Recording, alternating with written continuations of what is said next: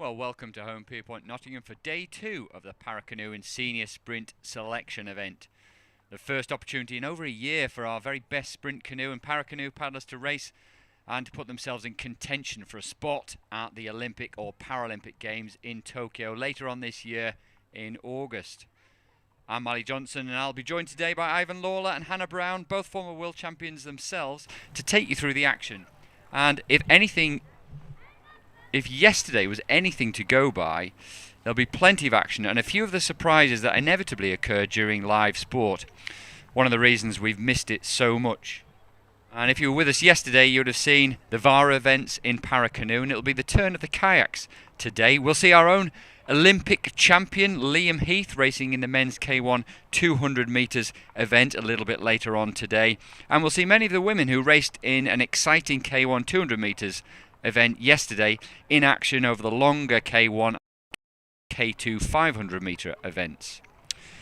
What's at stake? Well, for some, an opportunity to race, to find out where they are against the rest of the field, to find out how their training's gone over these last difficult 18 months, and perhaps to secure a place for the forthcoming World Cups in Szeged in Hungary and Bernal, Russia in May, and ultimately the chance to gain selection for the Olympic or Paralympic Games, which begin in just 96 days' time. So not a great deal of time to wait until we get those Olympics and Paralympics underway in Tokyo. Quite a bit of water under the bridge, if you will, before then for some of these athletes racing today. More races, hopefully, at the World Cup. And then for some of them, as I say, Olympics and Paralympics. We can see here at the course at Nottingham Home Pierpoint here, 270 acres of park land here. The lake, nice and calm. Great conditions yesterday to race in. A little bit of a blustery wind, but nothing to affect the paddlers too much. It's 9 degrees. The water's a little bit colder than that, so although we did see some fantastic times yesterday, cold water meaning it's a little bit harder to run that boat at the very top speed some of these athletes would hope to. They've been out for a warm-up this morning and getting the feel for the water and the conditions, looking right the way up the course, just a little bit blustery, but no wind really to speak of. And we'll be looking forward to some superb racing today. So if we look at the programme for today, we'll start with the men's K2 1,000 metre races. That'll be a straight final, and you can see the programme there. That will be followed by the first of the Paralympic events, the Paracanoe events, the kayak, men's KL2 and 3, women's KL3, and women's KL2 and men's KL1. Then 500 metre event, they'll have their final a little bit later on, just after 1 o'clock. We'll have a break for lunch, and then 20 past 12 we'll be back with the men's K1 200 metres, 2 heats of that, where we'll see our very own Olympic champion Liam Heath racing for the first time on home waters for a long time.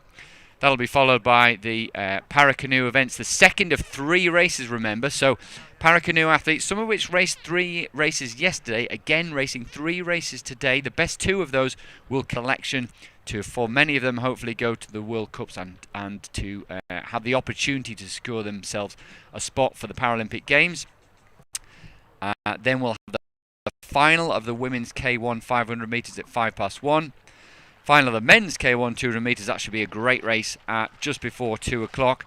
And then the final and third race of the Paralympic kayaks starting at 10 past 2, men's KL2 and 3, then the women's KL3, followed by the women's and men's KL2 and KL1. They're all 200 metre events. And we'll finish the day just after 2:30 with the final of the women's kayak doubles in 500 metres. So a lot of exciting racing to bring you this morning. And racing will get underway fairly shortly. We'll have our first race, which will be 10:30, so in about 5 minutes' time. So right at the far end of the course, you could possibly just make out in the previous shot there the K2s warming up. They'll have to approach the start within a couple of minutes, and we'll be able to take you through their lineup. They'll be racing, as I say, straight final for them. So pretty tough for some of these paddlers, really. They've not done any racing for over a year, and yet they're straight into a final here. But many of the paddlers will have raced yesterday in the 1,000-metre K1 event, which is a really exciting and dramatic race that we saw unravel before us yesterday. And of course we had Tom Lusty just being pipped at the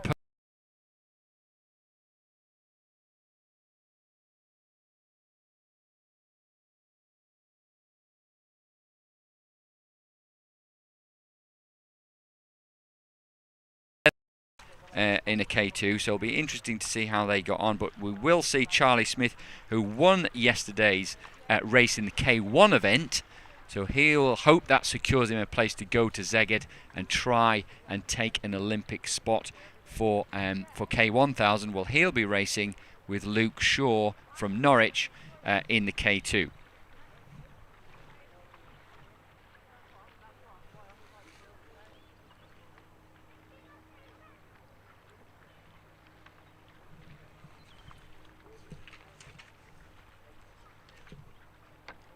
So we'll line up the paddlers in just a moment. They should be getting themselves ready and prepared for the race, the final preparations, which is all down to their mental preparation now, being resilient mentally, managing the stresses that they put themselves under for these races, and the fact that there's a selection spot up for grabs on this, and just focusing down. You could just see them just going out of the top right of our picture as we see some of the kayak women's paddlers. You can see Chelsea Dixon there, who's racing a little bit later in the Paracanoe event with lane 4 on her boat, just getting thoroughly warmed up there. And we await the start of the K2 men's 1,000 metres coming very shortly.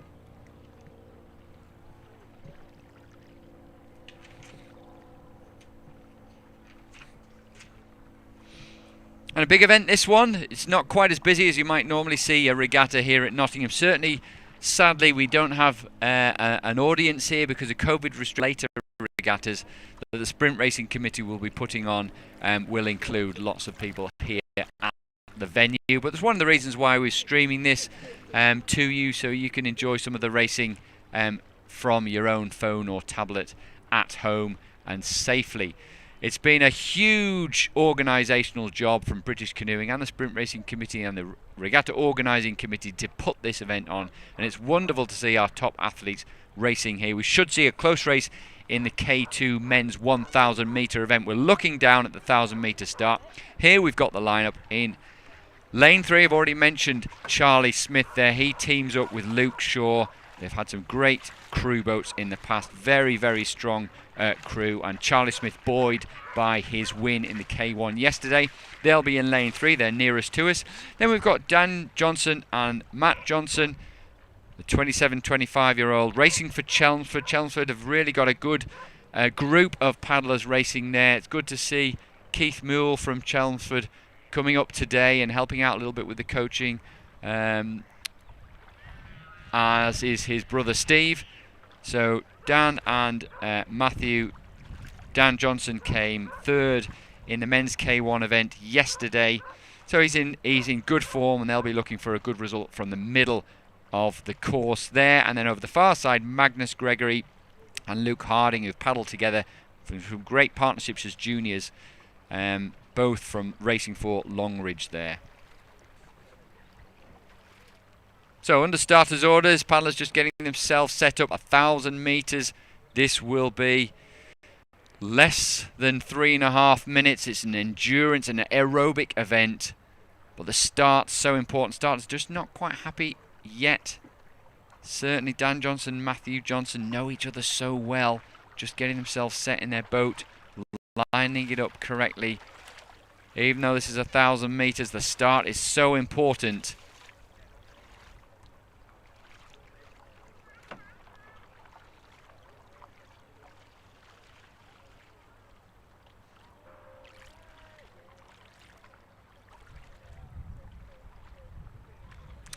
And really tense moments here before the start of this men's K2 1,000 metres. This is when all that mental preparation really, really counts.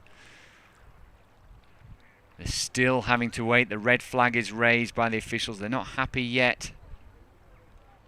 And it'll be the experienced athletes who've been here before on the international scene that will manage this best and just maintain focus on that first stroke, on the feel of the boat, on executing the first part of their race plan. The white flag is up.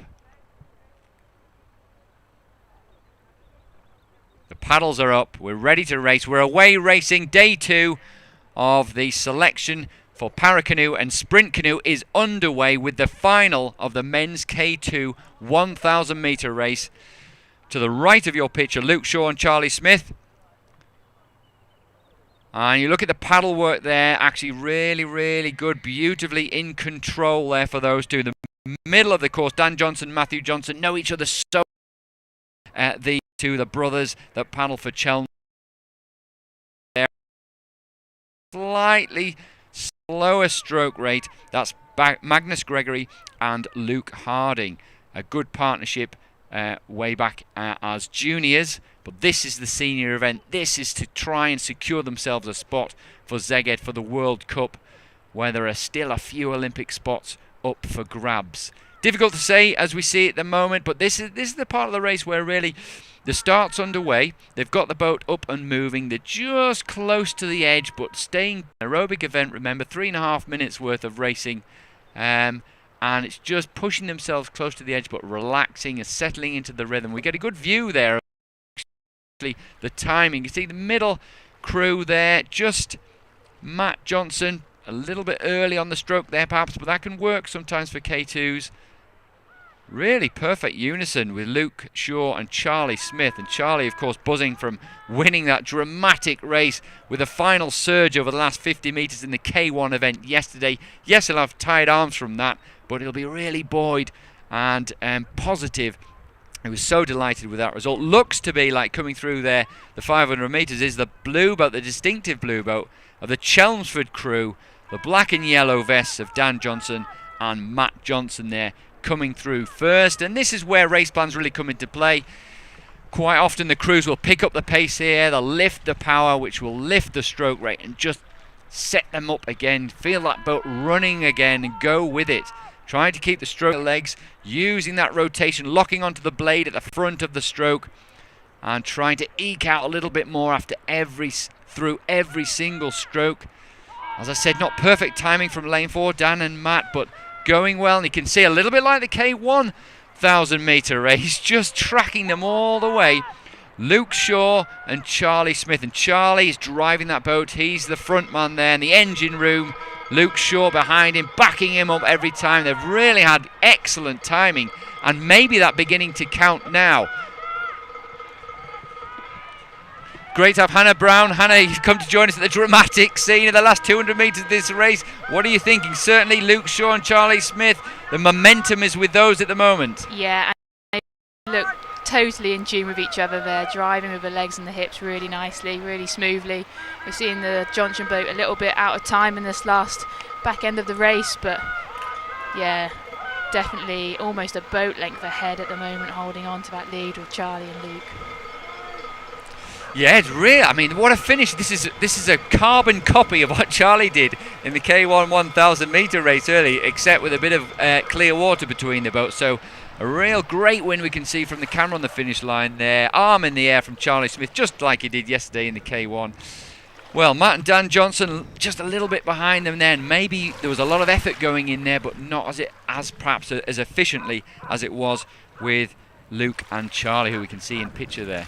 Yeah, I know there's a lot about that in crew boats, getting the boat to run smoothly, efficiently, using each of the paddlers' sort of qualities, but not hampering the others, and the timing of the legs and the hips, as well as the paddles within the water, really have a drastic effect. And a well-tuned boat will go much faster than the sum of its parts at times, and that's the beauty of crew boats. Yeah, I think you've just summarised it perfectly there, Hannah, haven't you? You know, the disappointment when a crew boat goes bad is awful. But the buzz you get when it goes well is better than any buzz you get in an individual boat. Yeah, there's nothing quite like the feeling of a crew boat that runs smoothly. That effortlessness of like the timing, the ability just to, yeah. And so important in a 1,000 metre race actually, because you can't afford, can you, to be really on the edge. It's an aerobic event. It's all about rhythm about keeping that nice long stroke and that feel together. And then, yes, of course, once you get to the last 200 metres, you can afford to go really, really deep, can't you? Yeah, I mean, it's really important at the start as well. We can't sacrifice that and give away too much time, but the efficiency of running a boat and using the physical qualities across such a distance, as well as stick to that race plan. Two heads is sometimes tricky to come on the same page, so that belief in each other as well as that the stroke of the boat is really important. Interesting though, you talk about the race plan, and when we spoke to Charlie Smith yesterday, it was quite refreshing actually. His race plan basically was to stick next to Tom Lusty and then try and burn him off at the end, which is a very simple race plan. But in actual fact, this weekend, those sorts of race plans say, right, stay up with the competition, then see what we can do. Maybe that's what worked for him this time round. Yeah, it's probably a tricky one this year, given that no one's raced for nearly 2 years, so they don't know where everyone else is. And Tom has obviously been heads and shoulders above the rest in that K1000 domestically. So to have that as his sort of carrot to chase is worked really well for Charlie. I think he's going to have to go back to the drawing board when he goes abroad. But he's going to take so much confidence about this weekend into the season. So we're really excited to see what he can do.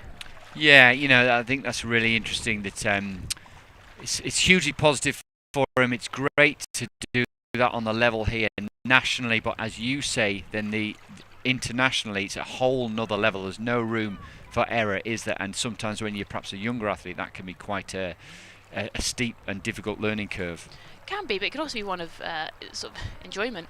I guess he's got nothing to lose in that respect, and he's going to learn and go from strength to strength. And he's had quite a career in his junior years racing K1000.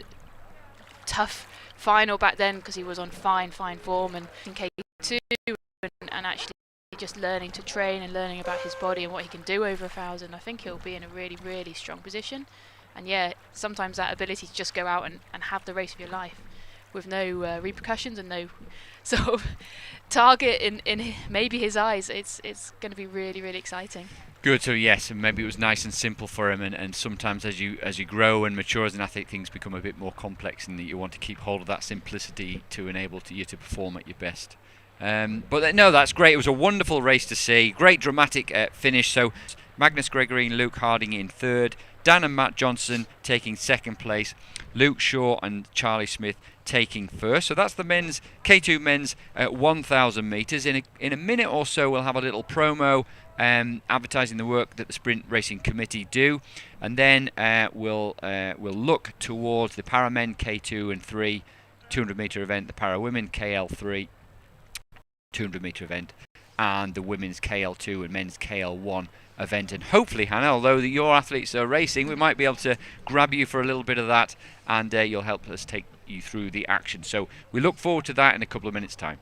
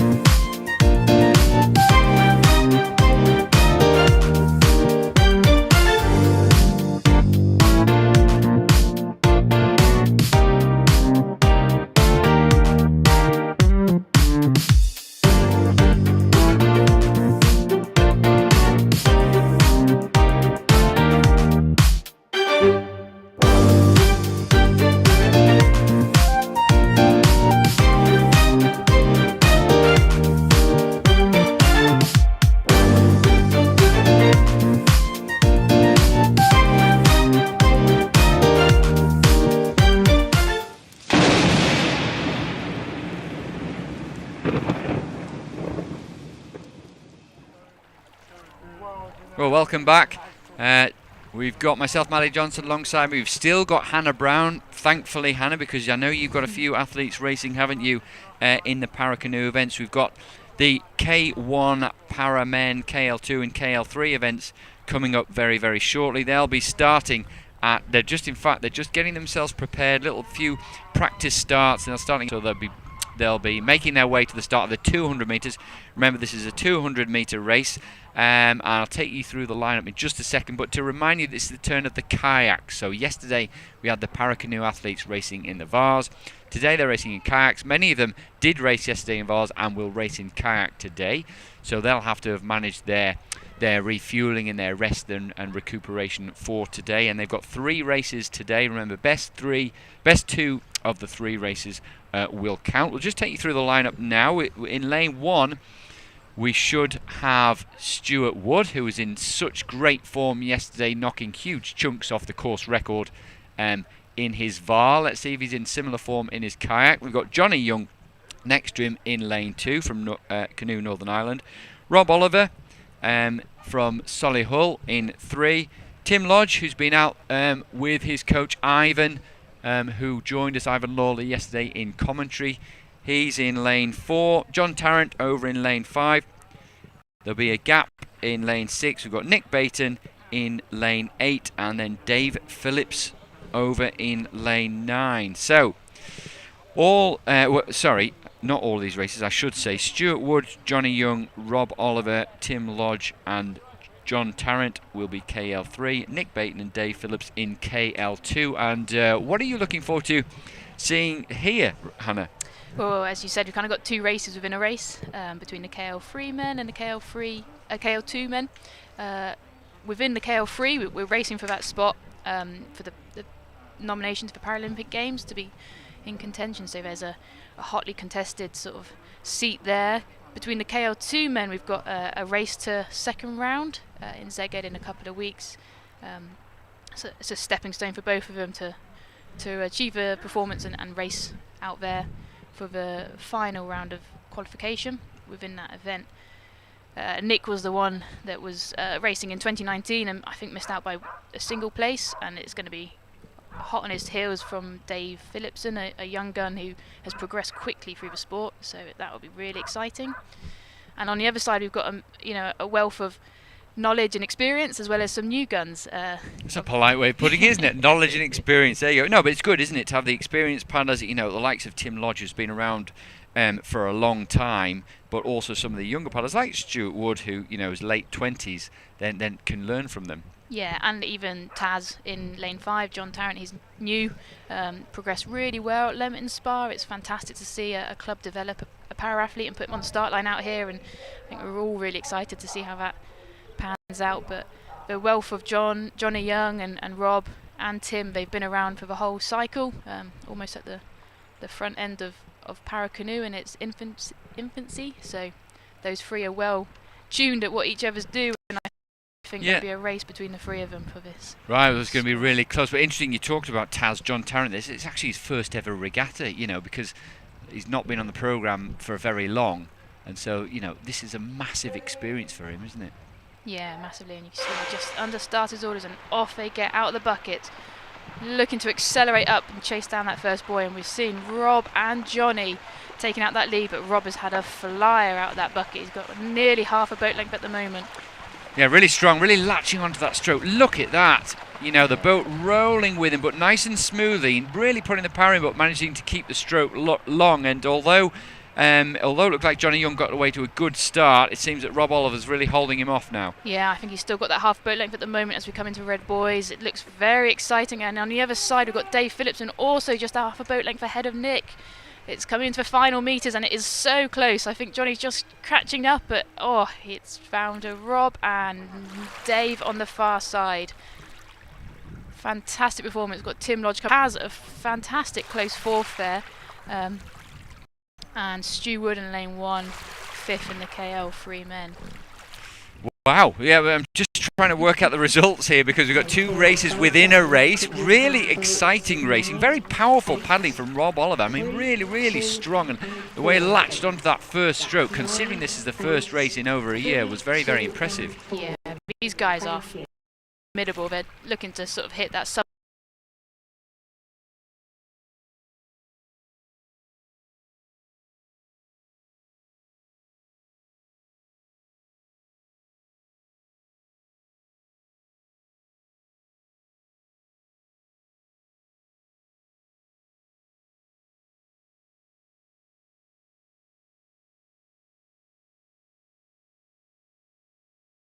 Five. Now we've got on the you can see there actually this is the K2 race. So 3:23 is a good time actually for the winning K2 1,000 meters, isn't it? That is very quick over here with 10-degree water. So again, we talked about that yesterday. But the effects of that is it's quite drastic in the weight of the water and how the boat runs through it. Yeah, so you know they will hope that they can improve on that if they do get selected to race abroad. But also with the para-kayaks that we've just seen as well, you know, we'll be looking at those times. Interesting, you said that's a kind of area for the KL3s and then 43 seconds for the KL2. We'll wait and see, and we'll try and bring you that as soon as we can. The times, we don't always get those straight away, but we will. I know it's a bit frustrating for some of our viewers to see, you know, they desperately want to see the times or they missed a bit of the race, and we'll try and bring you as much information as we possibly can as we go through this.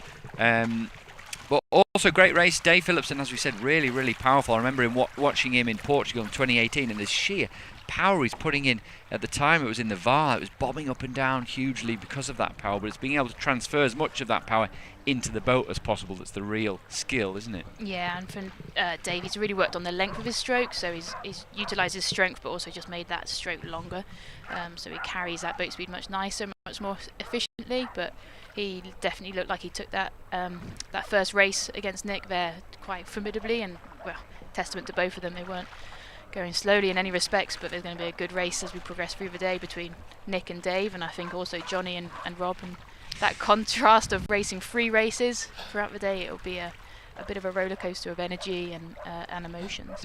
We saw that yesterday, didn't we? Particularly, you know, with Emma Wiggs, and it was getting closer, and also with Jack Ayres. You know, it was getting closer between the paddlers, Jack Ayres and Stuart Wood. Wasn't it yesterday? And each time Jack got a little bit closer to Stuart, so he was trying to learn desperately quickly from each race, and that's what the paddlers will be doing here. Why it's so good that they have these 3 races, and also given that races like the Olympic Games, like the Paralympics, have rounds, it's actually quite important to be able to do that and to manage your energy levels as you go through the rounds. Yeah, it's not just a one-hit wonder, unfortunately. We need to be able to replicate the speeds and the endurance and the actual race plan again and again. It's quite a skill, especially given a 200 where its margins are tiny. To stick to your guns and be confident what you want to execute in the start bucket in the final 100 is vital. Indeed. Well, we're going to look back to the 200 metres in a moment. I'll just take you through the lineup here where we've got the Para Women KL3 event, and we've got Lindsay Thorpe, we'll see, and the successful 4AS Newark club there. She'll be in lane 3. Chelsea Dixon in lane 4. Laura Sugar in 5. Hope Gordon in 6. Beth Fisher in 7, and in lane 8 Linos, I should say, also known as Bob apparently, which is a little bit easier to pronounce for me, but then you can see her in the black boat over at the far side. And we're off, and their race is really in the centre of the lanes here, with Laura Sugar and Hope having a fantastic start, and jeepers, they look close, like they're stroke for stroke. They are, aren't they? And it's difficult to see from that angle, but Bow really running through the water well. Both of them there, the front of the boat. They're similar, as you said, Hannah, very similar stroke rates, maybe just a little quicker stroke rate from Hope Gordon there over the far side. But isn't it wonderful to see these two athletes duking it out toe-to-toe here? And maybe lane 5, is Laura Sugar just getting a nose in front there? I think lane 5 has it by a whisker as we come round, maybe with a quarter of a boat length, but Hope is very strong at the back end, and you're going to see her sort of wind her in, I believe. But no, Laura's got that half a boat length now, and she is holding that all the way to the line. But a fantastic race between those girls, and massive clear water between the rest of the fields. And we've got Linos Owen, fantastic result there, followed closely by Chelsea and Lindsay there. And again, Beth Fisher following up her VAR performance yesterday in the kayak. Yeah, so really good to see, and we talked about a sort of mixture of experience and youth, but actually a lot of these paddlers quite young, and it's lovely to see the likes of Laura Sugar, who only started on the programme in 2018, put in a result like that, and race, and her and Hope as well, racing so professionally. They really were going at it right next to each other, side by side, trying to stick to their plan, pushing each other on to new and greater things. Yeah, massively. I think you can see that although they train in different squads on here on site, they're sort of quite happy looking across and helping push the ceiling of this event. I think we're going to see some course records here, as well as some world leading times when we go abroad from both these girls moving forward throughout the season. They are formidable athletes. Yeah, I think that really showed there, didn't it? In that race, they're very, very professional. But also, I was impressed by just the stroke work. It really long stroke, very controlled, kept it smooth. Seemed to be transmitting most of their power through the boat onto the water. In order to make that boat run quickly, but also smoothly. Yes, very much so. And a huge shout out to Linos Owen there. She must have had a stonking last half to come through. Around a boat length ahead of both Chelsea and Lindsay, and that's a massive testament to Leamington Spa and what they've done on the ground down there for the past 2 years. Well, it's great, isn't it? Her getting on effectively the podium, although we don't have any podiums here, but third place for her. For Bob, as she's known, shattered her pelvis in a car accident in 2009 and began sea and surf kayaking originally, talent ID'd, and now she finds herself, on the programme, getting third place in an incredibly tight race with some of the top athletes in Britain, but also in the world. Yeah, massively exciting. I think given the couple of years of not racing, that's a platform to come to, and I think she'll be looking to build on that race by race. But awesome. She's someone that only just qualified for the regatta standard, and in para racing we have to reach 125%, so she's well and truly smashed that by the looks of it, and exciting. Wow. So the para program really know what's needed to achieve. They have the top level athletes, so they know what's required, and probably I'm guessing they know the stepping stones in order to get there. So if you don't start at that position, which very few people do, how they're going to get there, what the steps are to make it. As we see, I think that's Liam Heath in the white cap there, the classic turned back white cap. We can see Liam just going off for a bit of a warm-up there, rather quickly actually, disappearing into the distance. We'll see him race a little bit later on, but just going back to the para canoes, Hannah, tell us a little bit about your role within that system. You came from a whitewater background, and then into the sprint, and obviously into the women's K4, having success there, and now moving into coaching with the para athletes. Yeah, I actually did a studentship with VIS and the Paracanoe team in performance analysis. So I did a master's at Nottingham Trent and some sort of handy work on the ground, getting my understanding of that discipline, but also it's just sort of rolled into a coaching role. And I'm looking to work with the academy athletes moving forward, as well as provide the data, the on-water data, for the team throughout the season. And what do you see? What attracts you to the para program, or what do you enjoy seeing about the development of these athletes? I think there's an element of individuality. Saying that everyone is individual, able-bodied and within the para program, but the team around it are fully working towards creating a plan that works for that athlete, and the athlete is at the centre of it. They're really committed to driving improvement across the board, but also just enjoyment within the sport, and I think it's a really fine balance, and it sounds like we've just had the start of the race. Well, interesting what you're saying. Perhaps we'll come back to enjoyment, something Ivan mentioned yesterday. These paddlers really enjoying themselves. Just to quickly line you up, we'll have Ian Marsden in lane 2. Over in lane 5 now, this is the big race. Charlotte Henshaw, such a successful athlete over the last couple of years in the red and white boat in lane 5, against Emma Wiggs. The experience of Emma Wiggs, wonderful paddler in the VAR, who's perhaps struggled a little bit more in the kayak. Yeah, she was open about that yesterday with her wrist injury, and she's looking just to consolidate some performances and have something on paper to move forward with, but she's holding Charlotte that boat length behind, and actually her rate is high. She's holding that pace nicely. Charlotte's just connecting and driving down at the front of that stroke just a touch more now, and holding all the way to the line. I think we're about 20 metres out now, but it is with Charlotte, but closely followed by Emma, and there is Ian in the KL1 category, looking to just put down a performance time to help him improve throughout the season leading into the international Well, fantastic racing there, and yeah, KL1. Of course, we very much hope that that will be taken by Ian Marsden. Thanks, Hannah. She's going to go and see her athletes. Well done. Go and give them a pat on the back. Excellent. Thanks for your input, Hannah. Hannah will join us a little bit later on. Yeah, hope Ian Marsden will look to secure his spot for the Paralympic Games right at the end of August in Tokyo. And that team will be announced in June at the conclusion of the selection process. Of course, the British canoeing panel can select paddlers, but then they have to be nominated to the IOC, the International Olympic Committee, and only then in June will we know exactly who those athletes are going to be. But back to that race, Charlotte Henshaw perhaps just a boat length ahead of Emma Wiggs. So I think Emma Wiggs will take that. You know, she'll be reasonably pleased with that. I'm just looking actually over at the scoreboard just to flip back to the previous race, and Laura Sugar's time of 47.33. Now that was Laura Sugar, remember, is a KL3 athlete, so 47.33 is a quick time on this water here. You can see that. Hope Gordon just behind her, 48.23. So quick times for those on this cold water, but I think they'll be pleased with that. We'll perhaps just keep an eye on those times because we'll have 2 more races to go in those events, and fairly shortly we'll get the result, I'm sure, of the women's KL2 race that we just saw between Charlotte Henshaw and Emma Wiggs, and also hopefully the result of the men's KL1, which was within that race, which was Ian Marsden.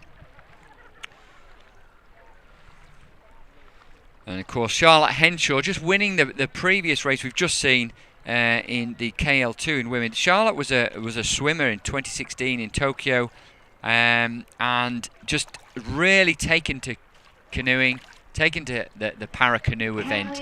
Loves to be, if not in the water as a swimmer, on the water as a kayak paddler. She's had really a lot of success, and she just couldn't wait to race. I saw her yesterday. She's so desperate to get on the water, and so many of these paddlers are real racing animals, desperate to get into the racing, and she'll have really enjoyed that and obviously made a lot of progress there. Well, we're going to take a short break where we'll see a promo video promoting the work of the Sprint Racing Committee, and when we're back at 11:05, we'll be introducing the Women's Open K1 500 metre heats.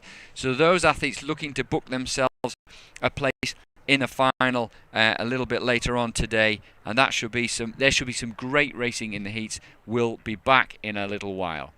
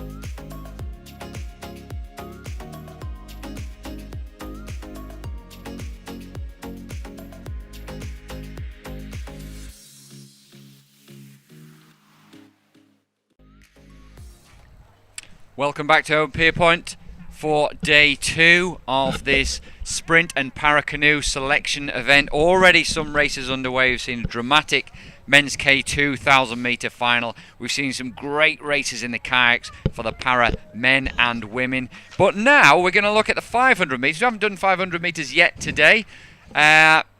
You're with Mally Johnson here and Hannah Brown alongside me in what is reasonable conditions, not perfect in Nottingham, a little bit of a breeze, but reasonable conditions. As I said, we have here, I'll just take you through the lineup. We've got Anushka Freeman from Richmond in lane 2, Grace Anderson, young Grace Anderson, the junior from Norwich, Emily Lewis looking to improve on her second place in the women's K1 200 yesterday. We've got Rebby Simon from Elmbridge in lane 5. We've got Lucy Lee Smith from Norwich in 6 and Samantha Martin from Way in 7. And Hannah, something to really look forward to today. Massively. I know it's just a heat coming up, so we're looking for the 9 individuals to cement their place in the final, but I think it'll be a nice opportunity for some to get out on the water for the first time, for others to flush out the feelings of yesterday's races. But yeah, perfect conditions to have that first hit out, and look to sort of potentially set the precedence for the final. Yeah, and I get interesting balance between the likes of Rebby Simon, who hasn't raced yet. She's been training in Hungary with her dad, had to self-isolate for a little while getting back here, so not ideal for her. And having raced yesterday, perhaps being a little other paddlers who raced yesterday, so maybe a little bit tired, but at least they've got a race under their belt. Yeah, as we talked about, it's kind of been 2 years since anyone's been on the start line, so every little bit of experience might help settle those nerves today, but the freshness you can never discount, as well as the experience Rebby brings in this field. She obviously an 8th place at the 2019 World Championships, looking to sort of cement that place within the K500 metre position moving forward into the season, I believe. But there's going to be some tough competition by the looks of some of the girls on the start list. Well, there is, will be, and also if the sort of men's K1 is anything to go by, you can never count on the fact that, okay, I'm the best athlete. Rebby's been top 10 in Rio Olympics. She was 7th in the K4. She made the world final in 2019, as you said, doing incredibly well in the kayak, almost qualifying a place outright at that event. She's a tenacious and strong athlete, but she'll know that this is anyone's race, especially in these.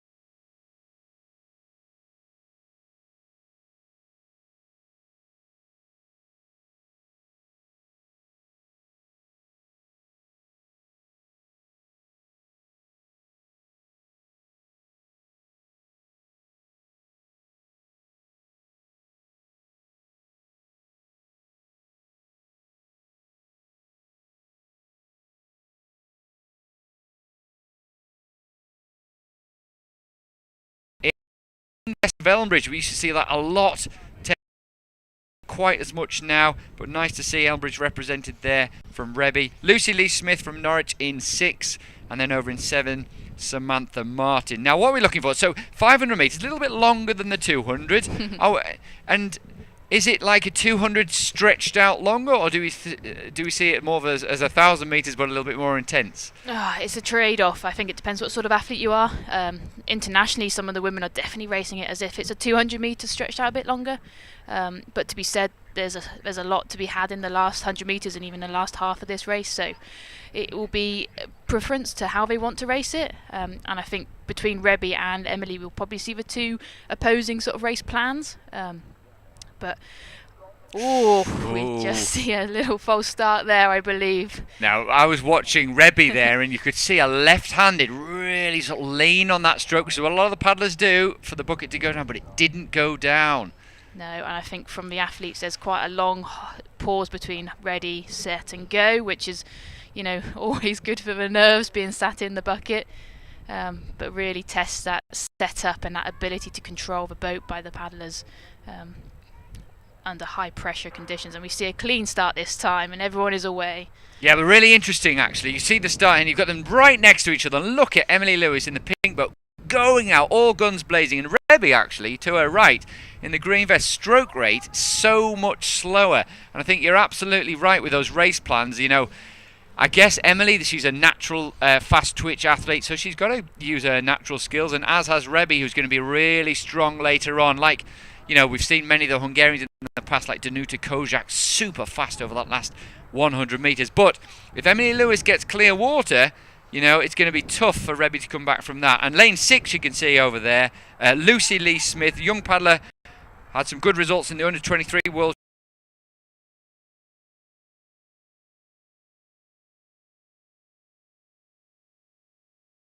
at the front at the catch, and then really drives around with her hips and legs. But Emily's looking incredibly strong here. I think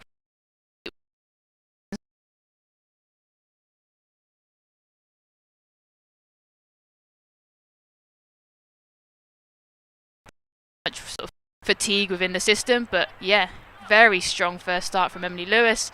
We're starting to see Rebby's rate come up a bit higher, and I think across the field we're just looking like they're ticking down now.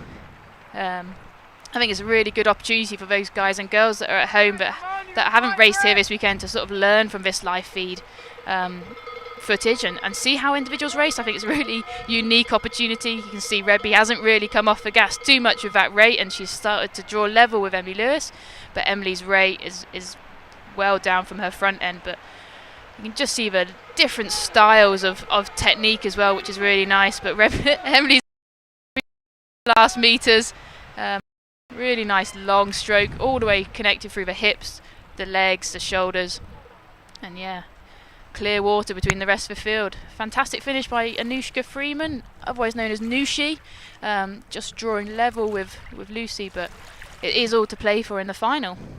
Yeah, really, really interesting then, and perhaps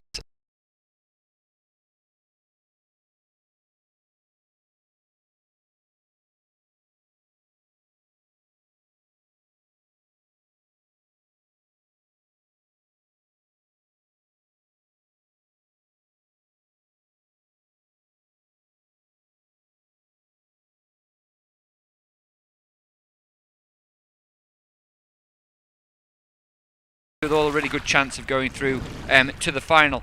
Just so you know, we'll see that final at 1:05. So 1:05, and then 1:55, we'll see the women's 500 metre final and the men's 200 metre final. So make sure that you stick around and watch those on the stream. Should be really, really interesting. We may well see someone challenge the course 500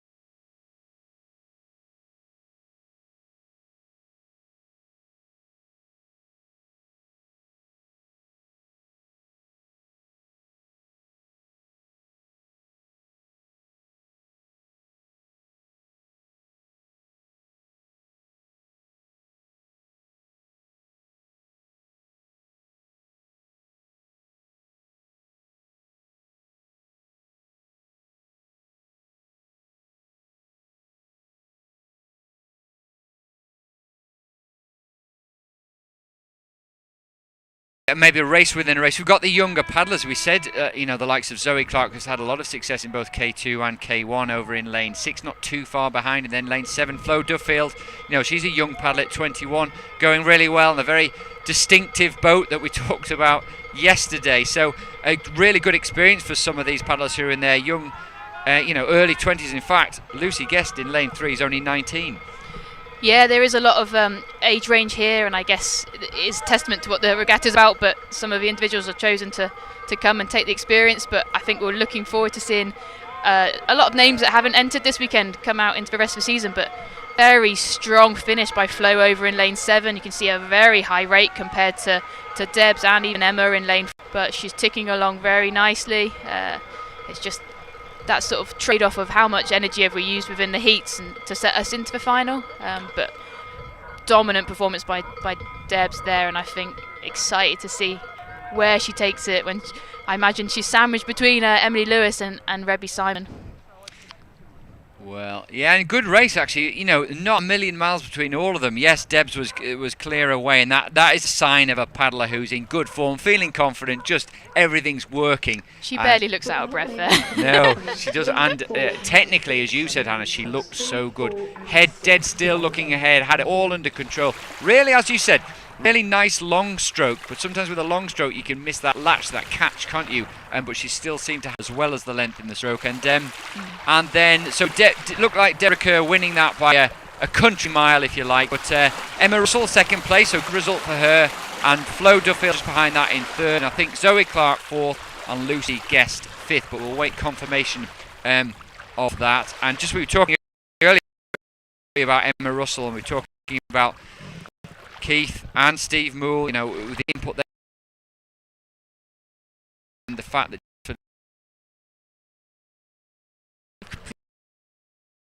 would never underestimate Emma Russell in the final.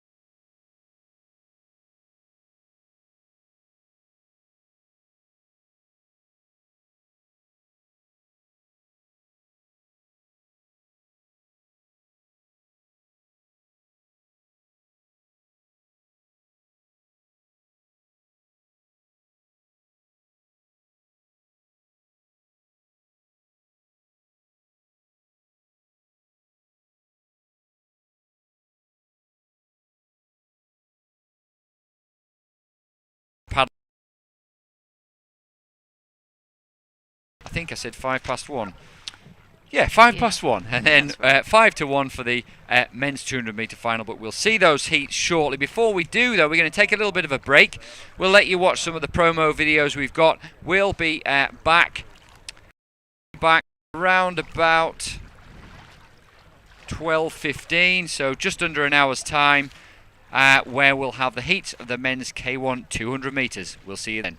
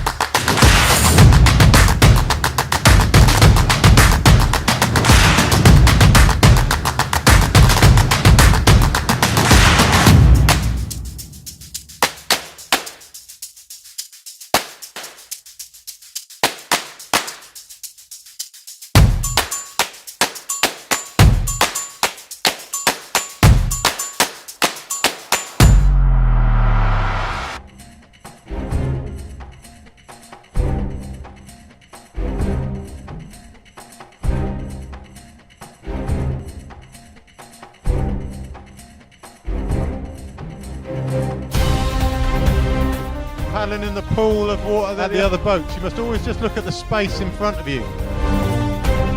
That's Kisley laying down the law. Here comes Cover. It's Cover. He's taking Campos on. Stroke by stroke. He's going past him. And he's gone past him like he's standing still.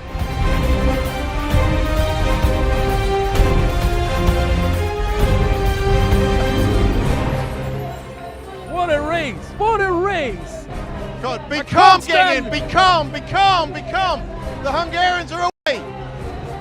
South Africans are South away, Africa side are by away. side. But it's Hungary. Hungary take the initiative.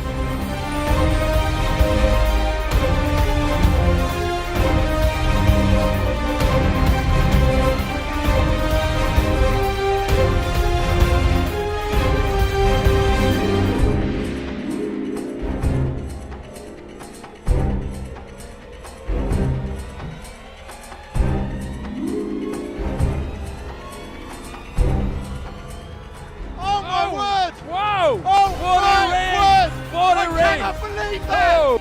Just a mass of quality paddlers. See Collision in the background.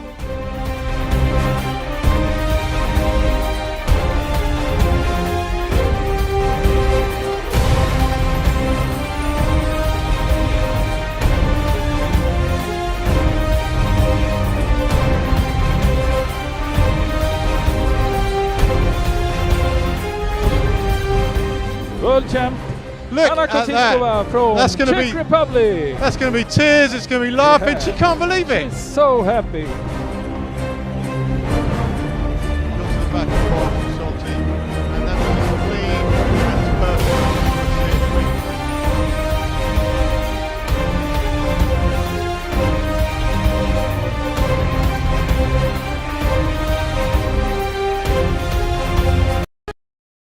Squeeze.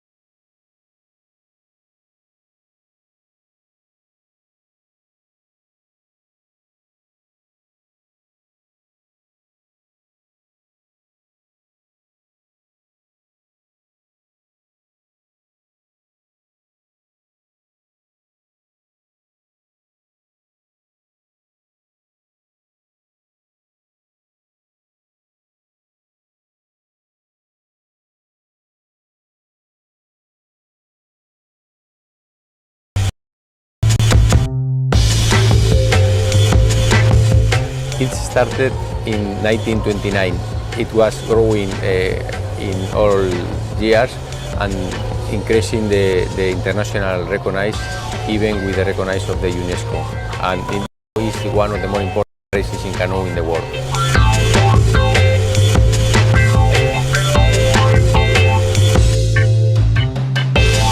We have 1,000 people paddling, and in this area we mix the competition with a party, a big party in all the region, with more activities. We have one techno festival. We have people enjoying in the canoe, in touristic canoeing, climbing, a lot of.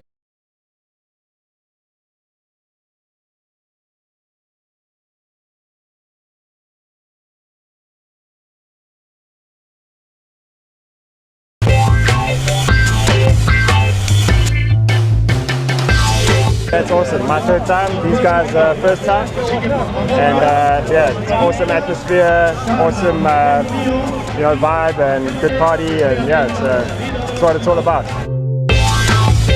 There's no race like this. Crazy many people and just I don't know. The best part is the start. It's the crucial part, and if you screw it up, then the race is over. I think this race takes lots of experience before you can win it. So. This is a fun race, and a race that every serious kayaker has to do. So it's very fun to be here.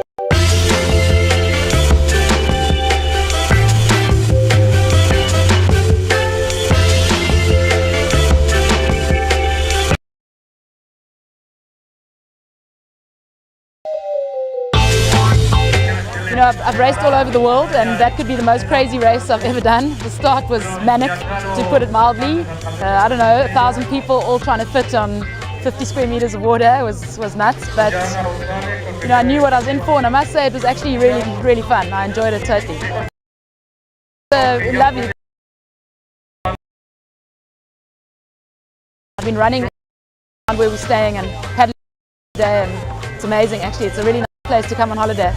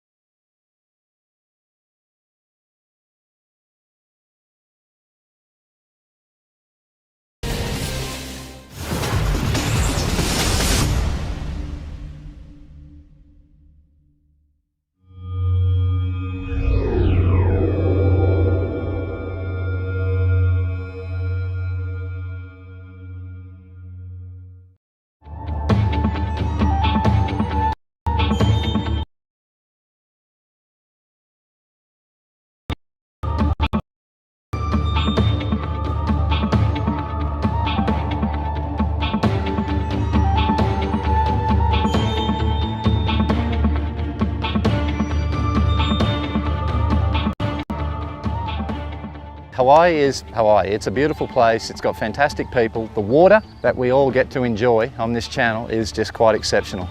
The name being Channel of Bones is a pretty interesting one as the sort of the Hawaiian term for this crossing, and I think it has brought apart a lot of people's bones over the years. They've certainly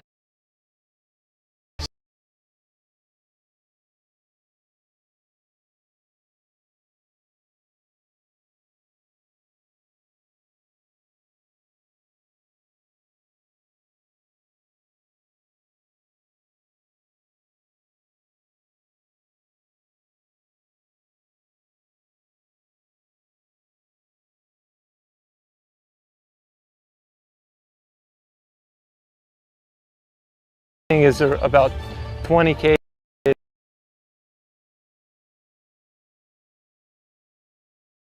minutes, so this is its own race, and I consider it the championships of surf ski paddling for sure. I think the whole race itself is it's incredible. You know, you're crossing between two islands and you're up against some of the best.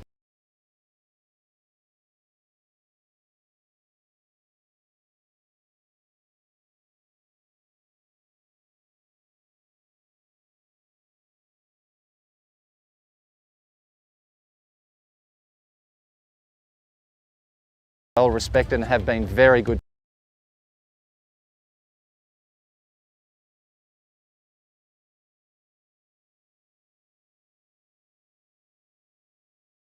in the sport.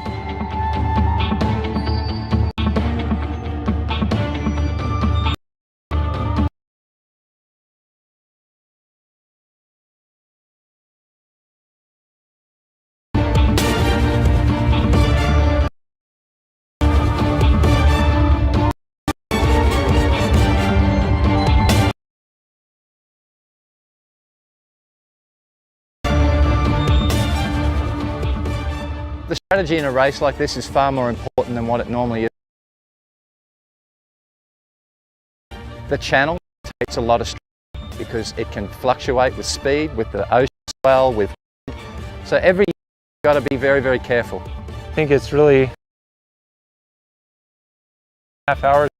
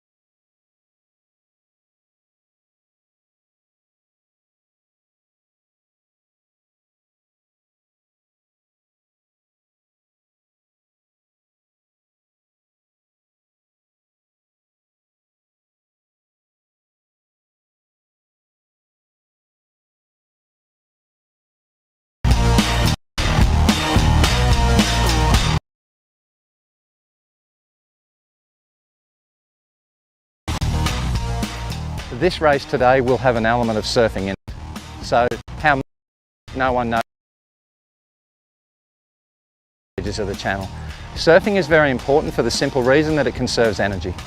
So if you're relaxed on the ski, you've got experience in the bump, you can get on and that makes faster overall race speed. You have more energy for longer, holding a higher speed. So ultimately that's the art of downwind paddling. Being relaxed, being able to continue to hold high speed and paddle and make sure you do that as long as you can in the race. And that usually provides the guy that's going to win the race.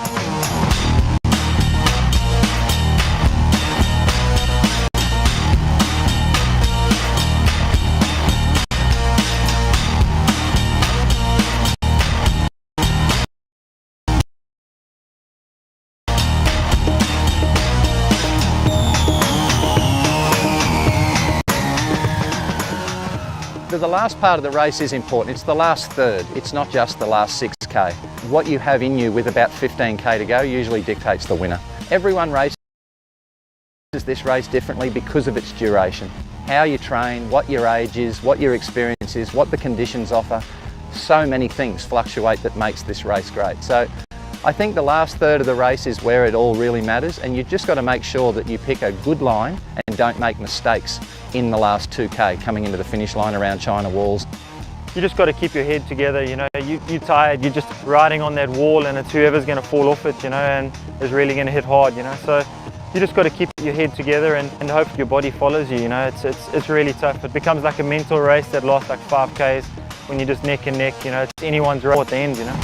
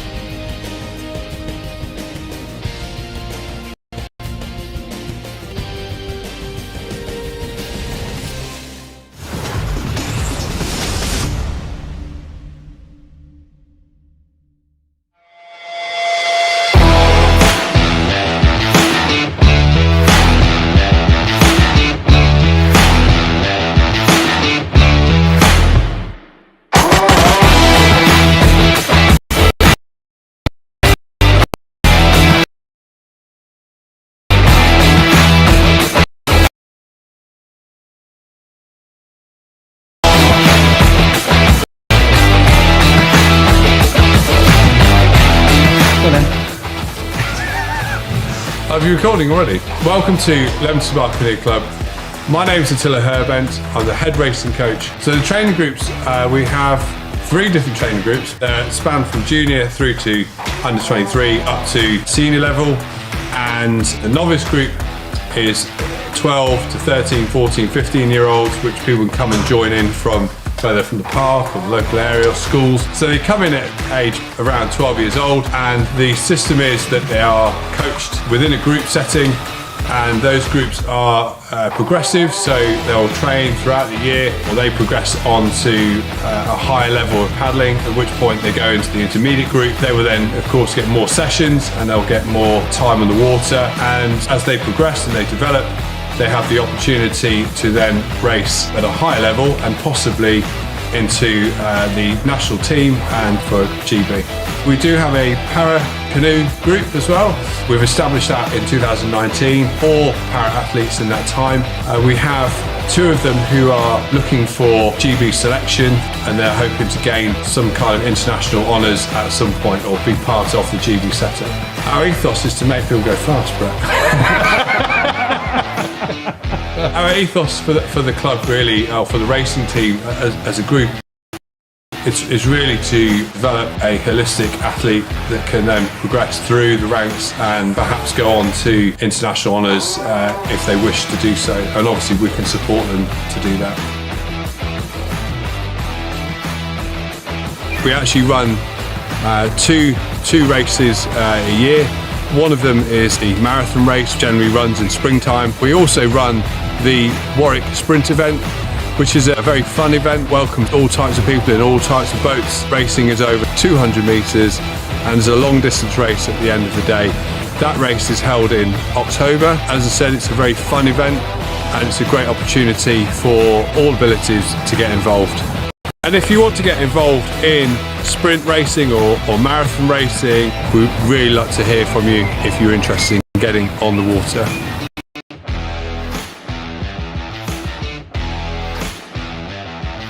And that's pretty much a wrap for today. Over to the studio.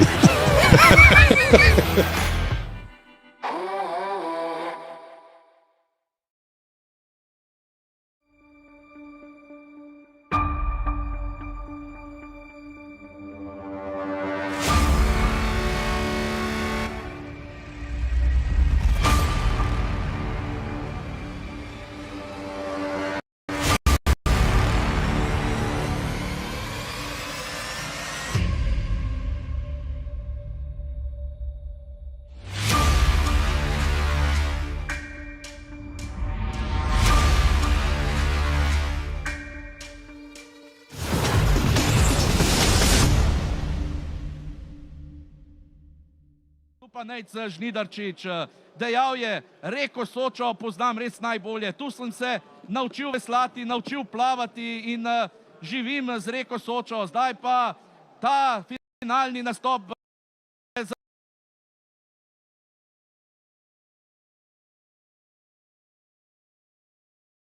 Ja, nič ne bo narobe, če rečem, da zdaj pričakujemo, da bodo na vrhu trije Slovenci. Kje bo veslal Nejc Žnidaršič? Ja, nekoliko je skrajšal, to da silno hitro gre zdaj po Soči. Prvi pogled s časom, pa zdaj pri umestnem času. Zelo hiter je Nejc Žnidaršič. Tu je bil že leta 2013 evropski prvak. Kakšen čas bo zdaj postavil? 33:31. 6 sekunda in 4 desetinke prednosti. Koliko moči ima še Nejc za ta spodnji del? Pozna to reko res najbolje. Zdaj ta spodnji zahteven del, kako mu bo šlo tu? Tu stiska zobe. Zdaj zadnji zaveslaji. Nejc Žnidarčič v cilju 55:60. To je čas, ki ga bo težko premagati. Ali bo po letu 2013 Nejc Žnidar še enkrat evropski prvak? Kakšen čas? 55:60. To je 3 sekunde in 25 stotink hitreje, kot je včeraj veslal Simon Owen. Zdaj pa samo še zadnje vprašanje. Ali lahko kdo vzame Slovencem odličje? Hugh Moret iz Francije, včeraj drugi najhitrejši, 58:85, z umetnim časom 36:26.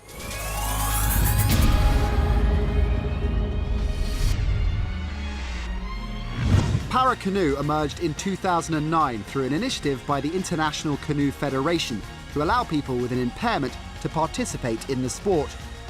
Canoe's Paralympic debut is Rio 2016. Athletes in kayaks must complete a straight 200-metre course across calm waters in the fastest possible time. Athletes line up at the start and race over a 200-metre course after the electronic start gate system is released. The winner is the athlete who covers the distance quickest. The kayaks are up to 5.2 metres long, with a minimum width of 50 centimetres and weigh at least 12 kilograms. Kayaks are a single-seated boat, which the forward-facing athlete propels down the course. The athlete uses a double-bladed paddle that is pulled down the side of the kayak on alternate sides to create a balanced forward motion. Athletes accrue classification points according to their ability to move their legs and torso and based on on-water evaluation. The higher the number of points, the less severe the athlete's limitations are. Athletes are separated into 3 classes: KL1 up to 3 points, KL2 4 to 7 points, and KL3 8 or 9 points. Officials both on and off the water ensure that the race meets with international standards.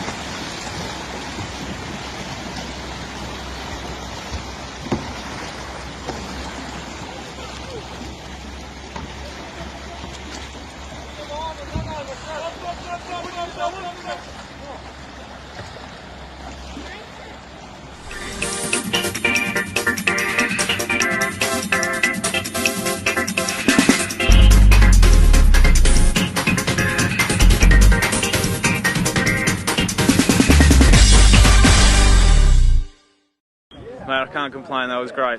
I had a better start than I normally did, so like I was in a really good position, I thought. Sitting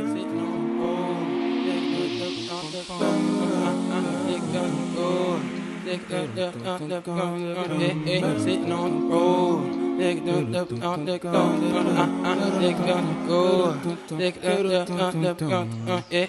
ran about the door, and everybody gonna know when about the sun. Nigga down the door.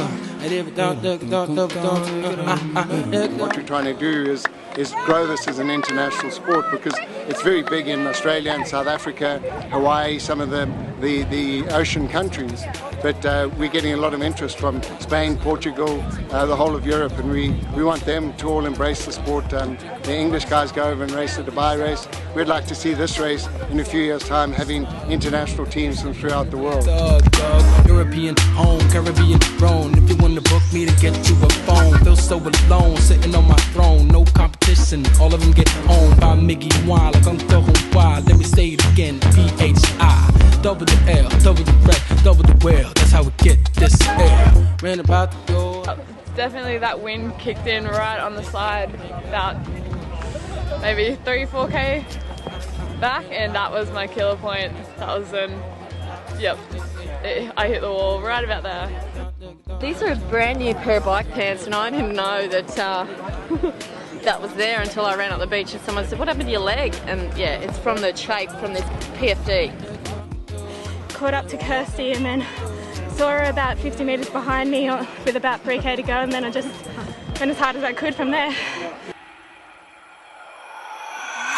Baggage success, had to let it go this express. Ain't got room left, I'm pressed for time. See I invest in mine, sacks of shit lying. Fuck express, now I'm flying. Failed the test, now stop crying.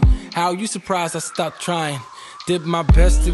Yeah, definitely. Muzz pulled up next to me at Long Reef, and I thought, oh geez, here we go, he's just going to steamroll over the top of me, but bad for Muzz. It sort of gave me a second wind and let me kick away from him a little bit, enough to give me a buffer that I could hang on for seconds. Yeah, as long as there was plenty of runs out there, so as long as I didn't miss a run, I knew that they wouldn't catch me. So as long as I kept getting them and I didn't miss any, they wouldn't make any ground up on me.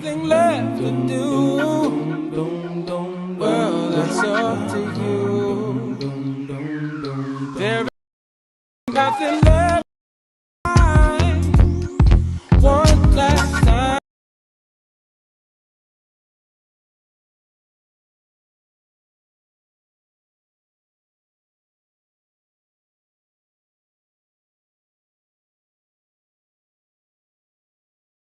Racing is a growth discipline.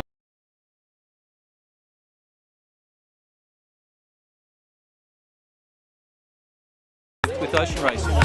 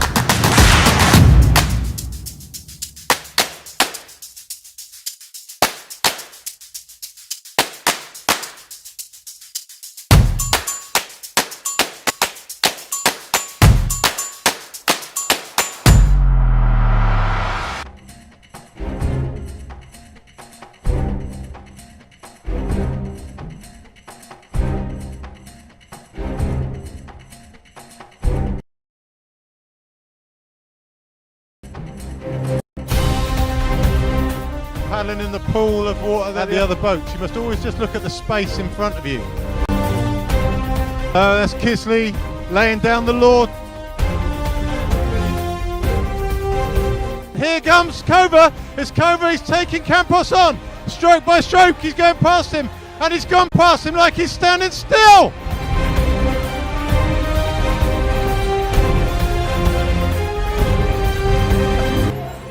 What a race! What a race! God, be calm, getting in. Be calm, be calm, be calm. The Hungarians are away. The South Africans are South away, Africa side are by away. side. But it's Side. Hungary. Hungary take the initiative.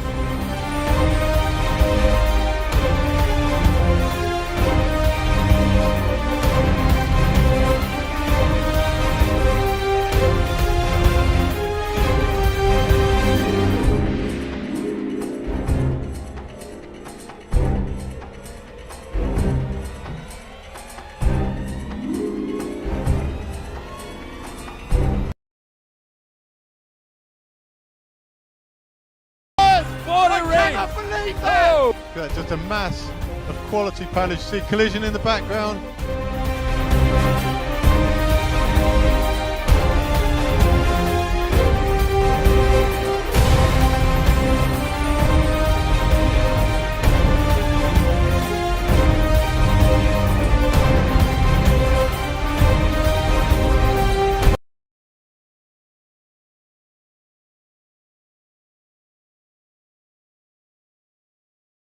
Tears, it's going to be laughing.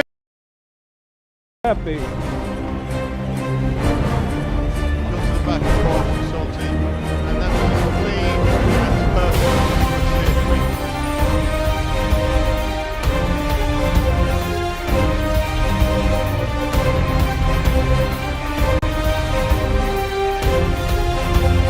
perfect. Egan is going to get squeezed out. That is dangerously close to the edge.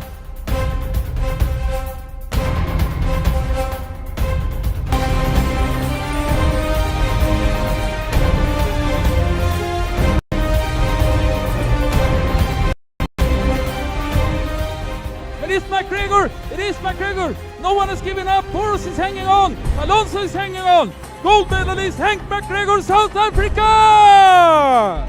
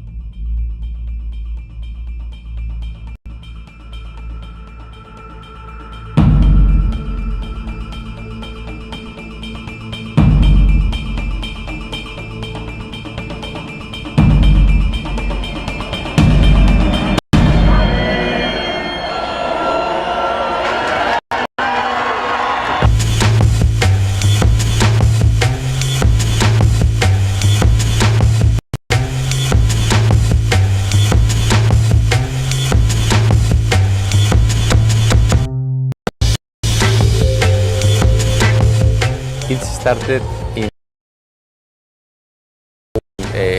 in all years, and the recognized even with the recognition of the UNESCO, and it now is one of the more important races in canoe in the world.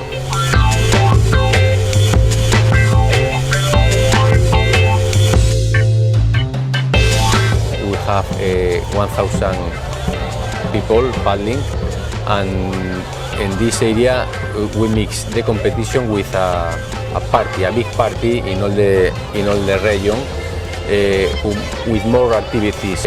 One techno festival, we have people enjoying in the canoe, in touristic canoeing, climbing, a lot of activities are around the same area, mixed or in relation with the descent of the sea river.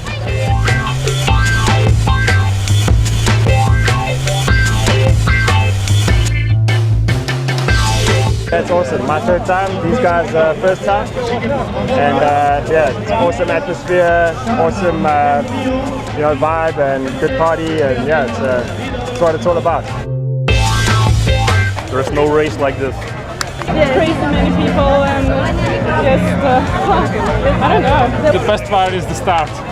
It's the crucial part, and if you screw it up, then the race is over. I think this race takes much of experience before you can win it. So this is a fun race, and a race that every serious kayaker has to do. So it's very fun to be here.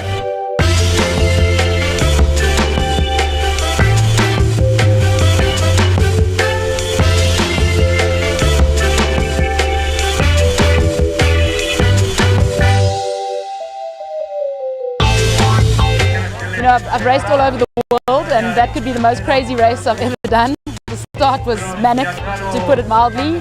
I don't know, 1,000 people all trying to fit on 50 square meters of water was nuts. But you know, I knew what I was in for, and I must say it was actually really fun. I enjoyed it totally. Styris is lovely. People are so friendly, and you know, it's really pretty here. The mountains are so green, and I've been running up and around where we're staying and paddling on the river every day, and it's amazing. Actually, it's a really nice place to come on holiday.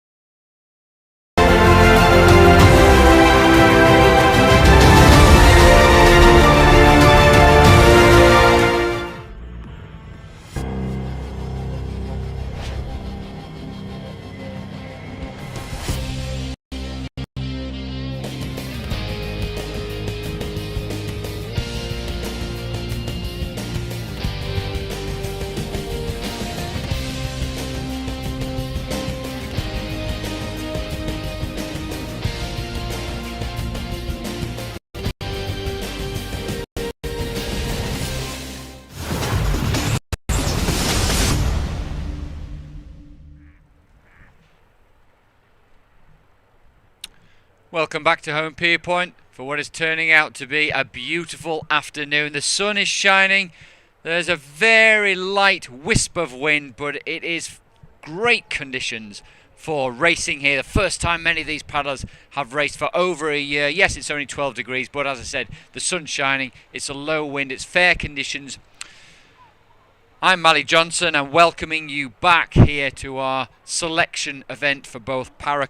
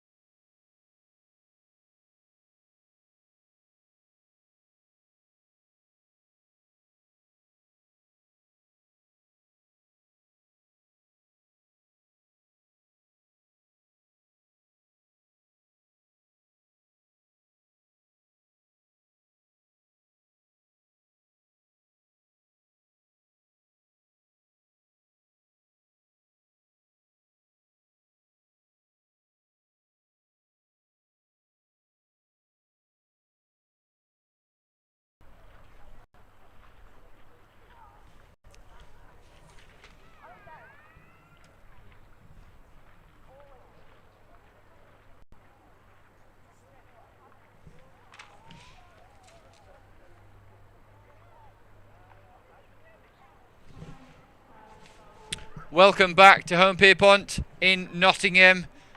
Beautiful weather for day 2 of the senior sprint canoe and Paracanoe selection event.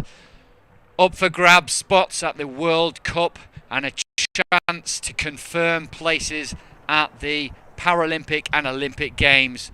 And the Olympic Games starting, hopefully, fingers crossed, in Tokyo in around 96 days' time. So not long to wait for that. But even shorter to wait to see our top 200 metre paddlers, of which the men are setting themselves up for the start right now.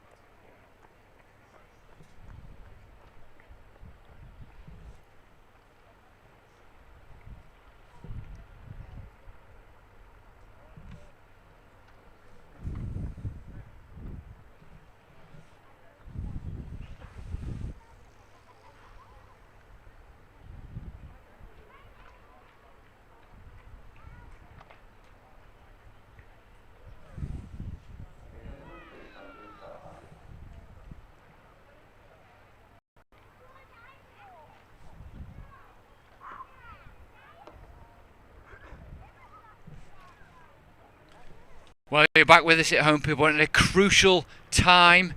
We're just about to start first heat of the men's open 200 metre race. You can see them in picture there. I'll take you through the lineup. There we go.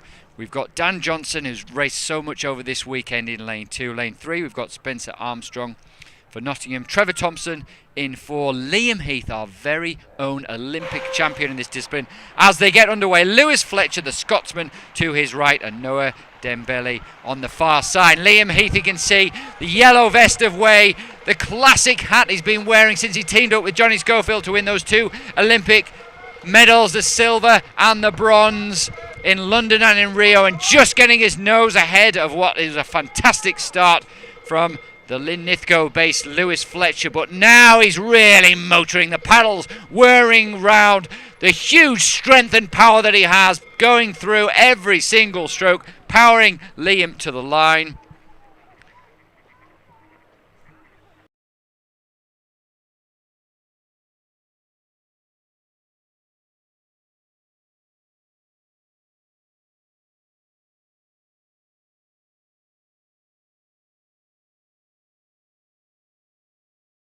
In the grey kayak. But it's the second part of the course there that really made the difference for Liam. He's such a professional, isn't he? Trains with his coach, Eric Farrell. We do see him at Nottingham from time to time. Great to have him racing here. There, as we just see Dan Johnson in picture there. He's raced so much over the longer distances, preferred distance of 1,000 metres this weekend. There's Liam going past, just having a look at the scoreboard there. In fact, looking at Deborah Kerr's time, just under 2 minutes for the women's 500 metres earlier. This, though, was the men's 200 metre heat. We'll see the final just before 2 o'clock this afternoon. We'll see Liam racing then. That's 5 to... looks like joining him in the final, certainly Lewis Fletcher and Noah Dembele look to be second and third, but we'll try and get confirmation of the rest of the results with you as soon as we can. They will go and warm down and prepare themselves for the next race. You can see the 158s for both the women in the K1 500 metre heats earlier on today, and also Paracanoe results there with Charlotte Henshaw taking the first win in that event for her kayak event, and Laura Sugar winning the first of her kayak events a little bit earlier on. And we'll see those race again in around 20 minutes time. But we're going to go back to the start of the 200 metres now, while the next paddlers are preparing themselves for in this race. You can see in picture Dan Atkins there. He trains with Liam Heath on Dorney Lake, a junior world champion himself, so success certainly breeds success. And in fact, in the Olympics, we've won every gold medal available since it's been the 200 metre distance. Ed McKeever back in 2012, and of course Liam Heath in Rio in 2016. Trains with Daniel Atkins, great form. He's in lane 5. Just so you can see the paddlers just getting themselves ready. Ben Gallagher there, the young Scottish paddler, another from the stable, if you like, of Kristina Medichikova. He races for 4th, and be a great experience for him there to try and make his way through to the final. He's in lane 3. We'll see the lineup now. Lane 4, Dan Atkins, who we've mentioned, racing for Reading, only 20 years old. So much of a future, hopefully, ahead of him. Stellian Naftanelia from Nottingham. Great crew boat specialist in the shorter 200 metre distance. And over on the far side, Alex McIntyre, another paddler from Chelmsford. And Chelmsford having a really great regatta here. Good to see, good result from Emma Russell in the K1 women's heats. We'll see her again in the final of the 500 metres a little bit later on.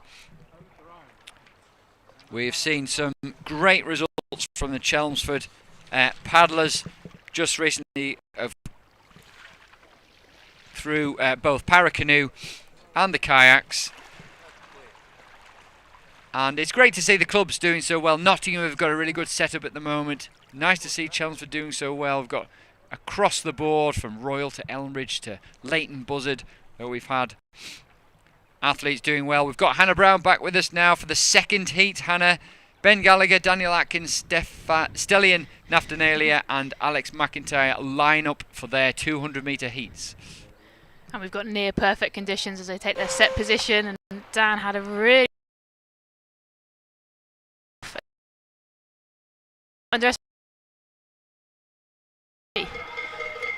Yeah, got off to a good start, and Dan Atkins though will have practiced again and again and again, and using the start buckets as well with Liam and coach Eric Farrell, so he'll be used to getting out that start at a blisteringly fast pace, if nothing else to try and keep up with Liam. But he's really leading this one, looking very, very good, looking very controlled at the moment. Yeah, he's got nearly a boat length up on Ben and clear water on Stellian there, but still looks like he's just chilling.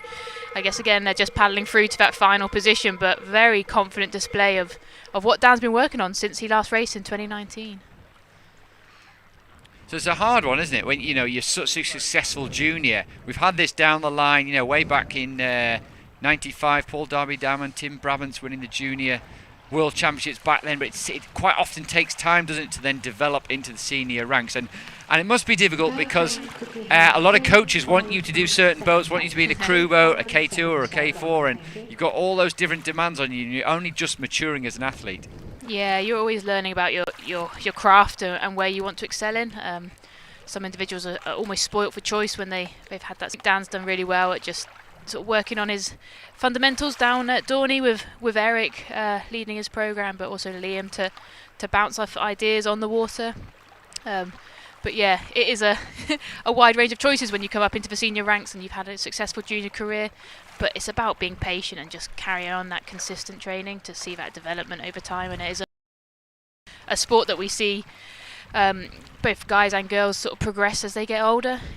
Yeah, quite mature, quite late, don't you, in kayaking? I'm just going to stop you there and see if we can get a look at the scoreboard, because in actual fact, Liam Heath's heat. Now, if we get a look at the scoreboard, which we might well do in a little while, Liam Heath managed a 34.75 in these, there it is, these conditions. Now, I was doing a bit of research yesterday and saw that his old K2 partner, Joni Schofield, had the course record at 35.17. Really, wow. And Liam looked fully in control in that heat, so there's a bit more in the tank and encouraging signs of where he is in the Olympic year this year for him.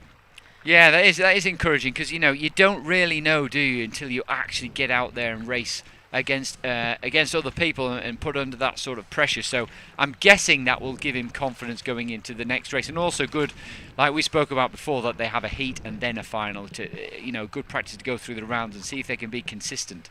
Yeah, and learn about their warm-up routine. I know Liam's a experienced paddler and he'll have it down to a T, but for the others, sort of in the back of the field, they're just going through repeating that one-off effort, but also trying to come back and reproduce more in the final at times. It's always a learning opportunity, but there's not many times you get to line up against an Olympic champion, so they'll be relishing in that and using it as that benchmark to take them further into the season.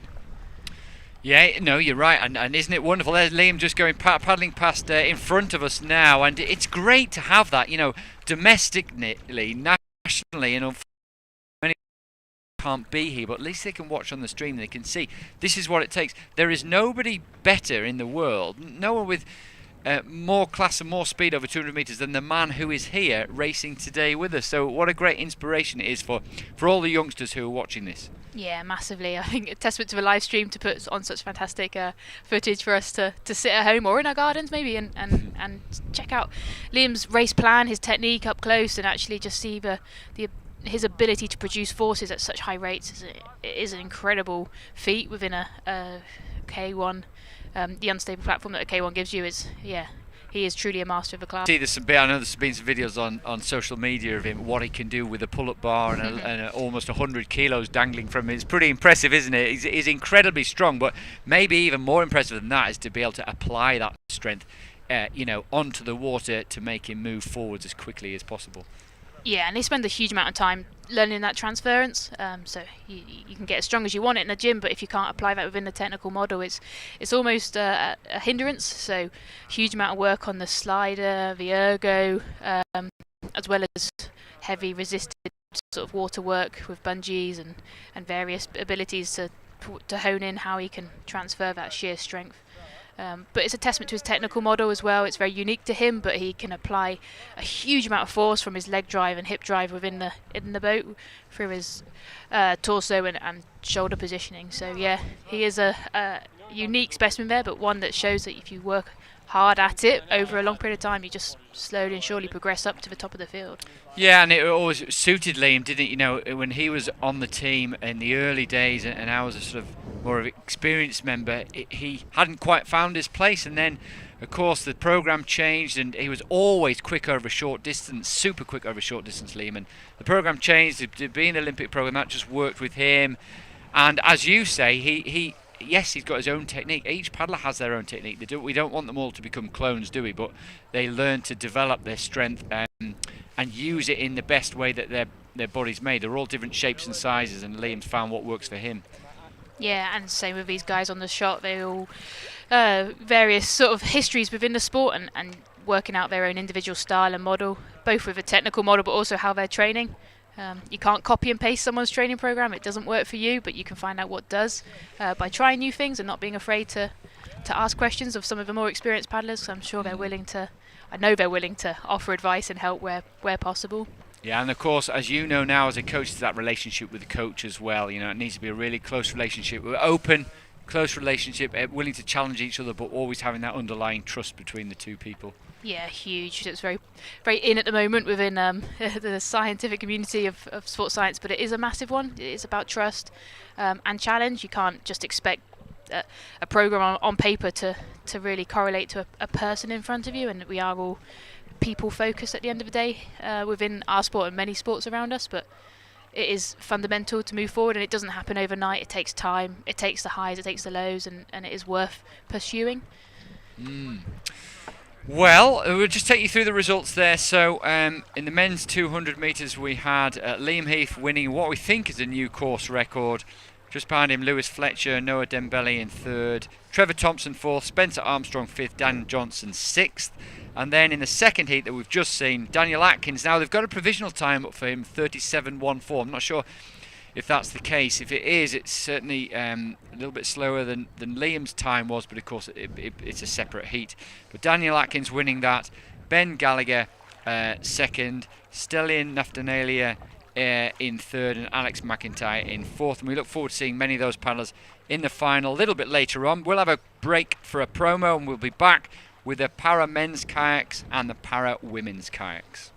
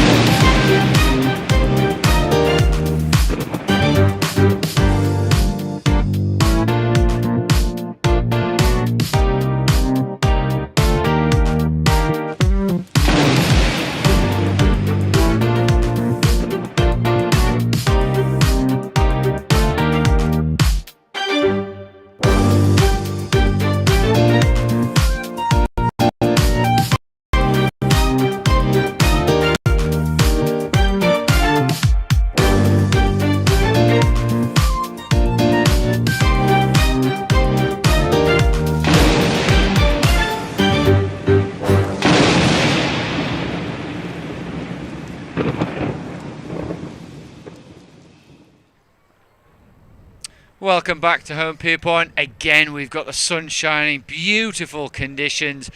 You're with myself, Matty Johnson, and we've got Hannah Brown next to me. We've seen some great racing, some fantastic heats. We've seen our Olympic champion Liam Heath race. We'll see him again in a little while, but we'll be looking forward to now the Paracanoe events. Remember this selection for senior sprint, but also the Paracanoe athletes.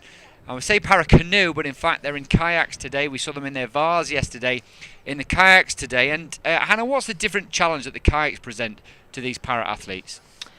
Sometimes the asymmetries. A lot of these guys, especially in the KL3, have a single leg impairment. So imagining leg driving off one leg potentially, and it can cause quite a lot of changes to that technical model just because of the transference up the chain from the legs, the hips and the torso movement.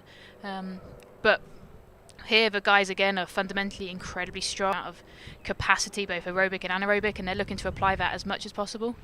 The boats are slightly different than the able-bodied. They have a slightly wider minimum width, to help provide a stable platform, but it gives them every opportunity to drive as much force as they have to propel that boat as fast as possible. But it does change the propulsive forces of the boat. I think there's a bit more planing, so they're potentially slower to that top speed than we see in the K1, such as Liam's, but they can still travel at very high speeds and hold on to that speed, so there's almost a different race sort of trajectory of velocity when you look over that 200 meters. Wow, who thought there was so much detail there? And I suppose your masters has helped you with that sort of thing, the data analysis of that. But really interesting. That's something I didn't know about the different width and the nature of the speed and how that works for these athletes and them having to then adjust their race plans according to the properties of those boats. The race plan and training plan, I think we see some of them fundamentally racing over slightly longer durations for the race, so we've got to consider the energy input there from the basic trainings, but also just how they attack and how they understand the race plan. It is easy to just look at the able-bodied side and copy and paste a performance plan there, but it's really not applicable, and it is a testament to the guys within the para squad how they individualize every race plan, every training plan to the individual before them. Yeah, again, this is what we were talking about with Liam, isn't it? That you've got to, obviously, people know things that work and things that don't work, but it's got to be adapted to each individual. As Tim Lodge just paddles past in front of all the paddlers who are about to race there. Not sure how they're feeling about that, but Tim enjoying himself paddling out a great race early. We'll see him in a little while. But let's go down the rundown here for the para men's KL2 and 3 over the 200 metre distance. We've got Nick Baton in lane 1. We have Dave Phillips in lane 2. So Nick and Dave, remember, are the KL2 athletes. Then we move to the KL3 paddlers. We're due to have William Rees. He's not with us today, but Tim Lodge, who we saw just circling around and warming up, will be in lane 5. Johnny Young, lane 6. Rob Oliver, who looked so strong earlier on, in 7. Stuart Ward, who was in scintillating form yesterday in the VAR, in 8. And then John Tarrant, or Taz as he's affectionately known, from Royal Emity Spa, will be in lane 9. And we saw a great race, didn't we, earlier on in that, and Rob Oliver, really dominating that one. Yeah, in the KL3, and Dave looking to cement a win, but I'm also fully confident that both Nick and Johnny are looking to etch that sort of that victory away from them. It is very hard physically to come and replicate a one-off effort as they did before, and I think it is that box ticking in the selection policy, but also the encouragement for where they are for the rest of the season's a positive note, and seeing what they can and deliver. And for each of those athletes, they're going to have taken something away from the first run, a bit of a hot debrief from the coaches on the bank, but there's very little turnaround time, and it's a lot about the athletes sort of focusing in about what they want to deliver and being really precise about how they're going to execute this second 200. Yeah, and all those things now are being filtered down into the very simple things that just concentrate on what's in front of them right now and let the subconscious take over. And we can see just on the right of the picture, that's Tim Lodge. So he's in the red bow of the kayak there, in the yellow vest of Way. Johnny Young, and he wasn't far behind Rob Oliver, so that'll be a really interesting race, Rob Oliver and Johnny Young. And on Johnny Young's outside, there's Rob Oliver in the white kayak. So he has the win from the first race, but Johnny Young will look to try and put him under pressure perhaps early on, straight out the start. We should see lane 8 Stuart Wood, and over the far side John Tarrant. So paddlers now approaching the start, getting themselves lined up. But you can see there's Dave Phillipson, and Nick and Dave, of course, in the KL2 category. So we should see Nick also in lane 1 in just a second. But Dave Phillipson has the win in that category from the previous race, but I'm sure that that Nick will want to be as close as he possibly can in this race. I think we also saw Dave maybe take the course record in run 1, so he'll be looking to consolidate that in conditions where there's a slight favourable tailwind now, so we could see some really fast times from these guys. And they're just entering the start buckets now. So final thoughts in your head, Hannah, you've been there many, many times. What are you thinking right now? I think making sure you're sat comfy in the seat, so you've got the equal distribution of weight. I'm really confident with where you want to place that first stroke, but it's all about watching that bucket and reacting when that drops. And we see Rob actually has an absolute flyer in those first 2 strokes. So does Dave over on the left-hand side of the course in lane 2. Yeah, really interesting. Actually, in lane 1, Nick Baton got away. Great first off from the start. Is the 5th or 6th or 7th stroke, isn't it? Once you're just starting to get the boat up and running, and Dave Phillipson did that very well in lane 2. So we've got a race within a race. The red numbers 1 against 2. Dave Phillipson in 2, maybe just getting the best of it, and the best start over in the far race in the KL2 category was in the white boat, and that is Rob Oliver. Yeah, and we're just seeing those final 50 metres again. Johnny is reining in Rob just stroke by stroke, but I think Rob has just got the advantage leading into the finish line, and he does. He takes the second win, closely followed by Johnny and Dave, just ahead of Nick there. That was a closely fought race. Nick really clawing it back in that last half of the race. Oh, that was exciting, and Yeah, there you go. Yeah, little smiles on the faces. That's good to see, isn't it? You know, competitors on the water in that race, they really want to get the best out of themselves. But outside of the race, they're good friends. You know, they know each other well, and that's wonderful to see. That's what competition's about, isn't it? Yeah, they also know what each other's put into it over the past 18 months. Everyone's got individual sort of setups at home, individual experiences from the last lockdown especially, and they all know what everyone has, I don't like to use the word sacrifice, but put into it and into their preparations here, and it means a lot to them. But to see that shared sort of belief and congratulations is really a testament to the squad.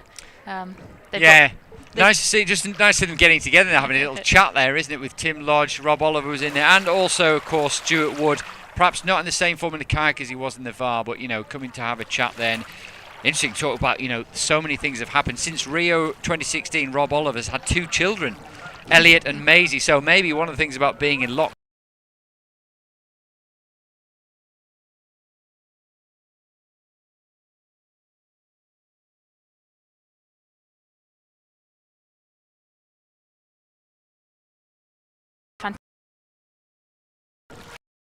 another hotly contested race coming up with the KL3 women.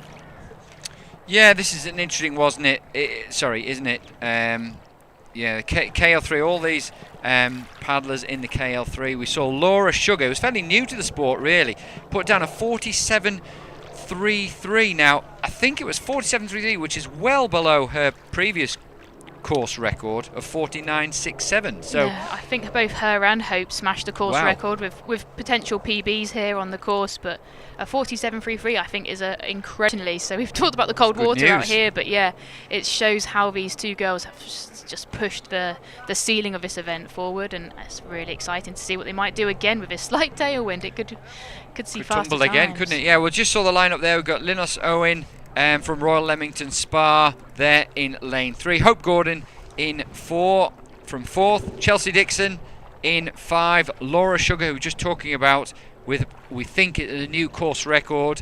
She's in lane 6. Lindsay Thorpe over in lane 7, and over the far side we should see in just a moment Beth Fisher. Yes, in the blue boat over in there lane 8. Excellent. And again, a race, not a race within a race here, they're all within the same category, but that hotly contested third boat spot here was taken by Linos in incredible fashion there, and I think she's looking to just go from strength to strength, having worked so closely with her coaches at Leamington Spa. But I also know Lindsay has worked incredibly hard in lockdown with her partner Stuart Wood, and as well as her coach Julie, so they're looking to go strength to strength and see what they can take, having sat on the start line for the first time for a long time. Yeah, it's interesting also talking about coaching. It's Attila Herbent, isn't it, that's Linos's coach, and doing a great job at Royal Leamington Spa down there, which is good. You can just take a quick look at the 200 metre results we had from the second heat there. Daniel Atkins ahead of Ben Gallagher, Stella Neftanalia, and then Alex McIntyre.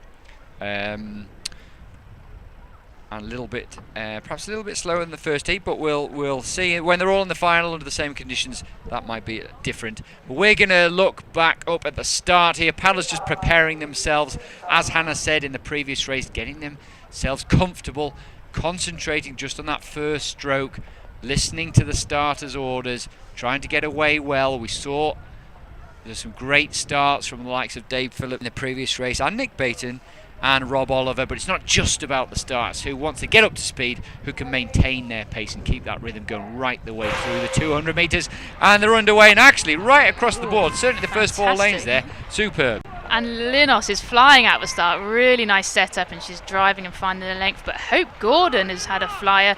You can see her rate starting to come up, and Laura on the other side. I think they're neck and neck from this camera angle. Yeah, 4 and 6 there. You can see 4 and 6. Hope Gordon and Laura Sugar battling it out. These two, as they battled out just over an hour ago. Really close racing. High stroke, very similar to each other. They're leaning forwards, trying to get their weight onto the blade. Yeah, we're just trying to keep connections now in these last 50 metres. You can just see Laura burying that blade just a little bit more than Hope, but she's digging in, and she's not letting that speed drop by any means. She's driving round. Oh, it's going to go to the line, but I think Laura might just have that half a boat length at the moment. But wow, that's a little bit closer than last time. And again, Clearwater across the field, and Linos takes that 3rd spot, and Lindsay 4th, Chelsea 5th, and Beth actually having a really nice run out in lane 8, finishing 6th. Oh, what an impressive race by Laura there. She maybe didn't get the best start again, I think, but she really just excelled in that middle section and kept the length of her stroke. You can see both her hips and her legs driving. Really nice to keep the dynamicness moving across the whole race, which I think kept her boat speed just that touch higher. Yeah, it was very close, perhaps closer than the previous race, would you say, Hannah? And maybe that's telling from what we've seen from the para racers, that they're getting closer and closer to each other. You know, they know they're not a million miles away from each other, and just pushing and pushing to get a bit more out of each other. And it really was two very, very good athletes in the at the top of their game at the minute, pushing each other on to what will probably be another very fast time. Yeah, I agree, and I think Hope had a fantastic start there. She really didn't hold back. She excelled with confidence, but that is 2 wins for Laura there, and I think you can see she's both happy and tired. But yeah, that mixture of exhaustion and elation, and in the women's KL3 event. Now KL3, I believe, so if those people who go through from this, and there's another race to come yet in this, they'll put themselves in contention for selection by the Paralympic Association, and the team won't be announced until June. But in that case, Laura at the moment, is in a good position for that. But there's another race to come. We will see this now, of course. We've got women's KL2 and the men's KL1. We've got Emma Wiggs, who should be in lane 4. Charlotte Henshaw, who won the previous race, will be in lane 6. And Ian Marsden will be over the other side. Yeah, and about these guys, it's about sort of putting down another marker, seeing where they are, reproducing that effort, at the same time of sort of taking on the learnings that they've had from their debriefs with their coaches. They're looking potentially for the Szeged World Cup race, if not almost that Paralympic nomination, and what they can do and deliver in Tokyo. So again, another opportunity just to benchmark where they are in a competitive field in fantastic conditions. We have to keep bringing ourselves back to the fact we are in Nottingham in April, and it is technically an April regatta. Yes, which those of us who are used to April regattas will know that quite often it's windy, sometimes it's rainy, and it can be really difficult conditions. But it's wonderful. You've got to make the most of it, haven't we? When we have these conditions. Just looking over there at the far side at Ian Marsden there, we saw Emma Wiggs and Charlotte Henshaw. Charlotte, of course, coming through from para swimming, has really pushed Emma Wiggs over the years, has driven them both onto new heights and greater things, which is what competition, I suppose, is all about. Paddlers just getting themselves ready there. The red and white boat you can see there of Charlotte Henshaw. And we saw in the previous race, actually, the quality work in the kayaks. The stroke that Laura and Hope showed, the long stroke, the dynamicism, as you said, Hannah, and the ability to keep the boat up and running was very, very impressive. Yeah, Charlotte does lock the blade beautifully at the front, and at the same time keeping it nice and long, but quick through the water phase. We see a slightly different style with Emma, but she's very strong with that top arm pressure down. And yeah, these two athletes have just pushed the ceiling of this event internationally. They were in 2019 that heads and shoulders above the rest with a gold and a silver. So to have this sort of quality in this class within our domestic racing is incredible. And they're just going to continue to push each other forward across the year, I think, leading into this games. Well, let's hope so, because that's what brings the very best out of people, isn't it? And now they're just focusing calmly on the race, on that first stroke, on the starters' orders, the wind perhaps just helping push them into the start buckets there. Yeah, see two different styles trying to find that setup position, but Em just got a great start there. Really good placement. Just timed it perfectly, didn't she? She did, but she's definitely got her nose just ahead at that 20-metre buoy. But this is great. Yeah. This is great, isn't it? Because Charlotte wants this. She wants to be put under pressure. She doesn't need to go to Szeged because she knows her greatest competition is actually here, right in the lane next to her. And Emma aimed exactly to do that and put her under pressure. So now we've got to see in the last 100 metres how can Charlotte respond? Yeah, you can see Charlotte's gone a little bit trappy there with her technical model, and Emma's just opening up and still using that rotation nicely. And I couldn't call it. I think Char has just edged ahead, but this might be the closest race we've had between them two. And now she's starting to lengthen out just a touch, but a fantastic first 100 by Emma, and definitely something she'll be taking back to her coach Matt Lawrence to build the confidence and actually jump on into the rest of the season. But ooh, what a race. Yeah, good result there. Good result from Ian Marsden in touch as well. The boats were almost overlapping there. So Charlotte Henshaw just about a boat length on Emma Wiggs. It's perhaps a little bit less than it was last time round. And Ian Marsden, remember, he's in the men's KL1 category, so that's a good result for him to stay in touch with the race. Massively, and I think he's going from strength to strength at the moment, Ian, and I think these races are really important for him to sort of consolidate where he is and take the learnings from his technical model. And for him, I know he's been working quite a lot on bringing his rate up, so there's a huge amount of elements where you can go DPS or rate sort of derived plan, and I think recently he's worked on ergo work to raise the rate. And right, DPS, Hannah, come on, tell us to the uninitiated, what do you mean? So the kinematics of the stroke, no, the DPS is the distance per stroke, so the amount of glide that a single stroke can give the boat, the propulsive forces, and it is a trade-off, so DPS versus rate will give you velocity at the end of the day. So it's for some athletes about rate, and for some athletes it's definitely about the grip and the lock per stroke. But in the 200 it's a massive trade-off. You can't do one without the other. And well, I'm just going to have to interrupt this lecture, I'm afraid to say. Confirmation. And, under 47, never mind under 49, which was the course record. It's 49.67. It's now 46.83. I know, and I'm pretty sure leaning now. I probably should check my facts before I plug that out, but huge PB there in race conditions in Nottingham for Hope and for Laura. Fantastic opportunities, and a 52.9 for Linos. That's a stonking time, and we can see across the boards they've all just moved on from run 1, so all to play for in run 2. We're seeing strength by strength, and it's all about the learning and driving on as obviously, yes, they're slightly more tired, but they're getting more used to the racing, like you said, in the stroke, while still having a high stroke rate. And just to go back also, I don't think we managed to see previously on the scoreboard was Rob Oliver's time. We might have seen that. There was 41.35 that he did in the previous race, which is also, I think it's not quite a course record. That's under 41, but it's still a good strong time for him. Yeah. So really positive to see there. Well, here we can see the results: 46.83 for Laura. Rob Oliver 41.35, as we talked about. A good time from him. Then you've got the heats. A ridiculously fast time from Liam Heath in heat 1 there. And we just got confirmation from the head coach that Laura Sugar's just set a world's best time out here in Nottingham in 10-degree water. So outstanding performance by her there. Well, wonderful, yeah. Scott Simon just wandered past there. That's why it's great being under the gazebo here in commentary, right next to the finish line. We see all the coaches, and they come and have a quick word with us and let us know that that we're seeing some fantastic times up there. Well, we're going to take a little break now, and we've got a little Sprint Racing Committee video to show you. We've got the music thanks to O'Day, and we will be back when we can't wait to see 1:05, so just over 10 minutes time. We've got the K1 women's 500 metre final, and then just before 2 o'clock we'll have the men's 200 metre final. We'll see you then.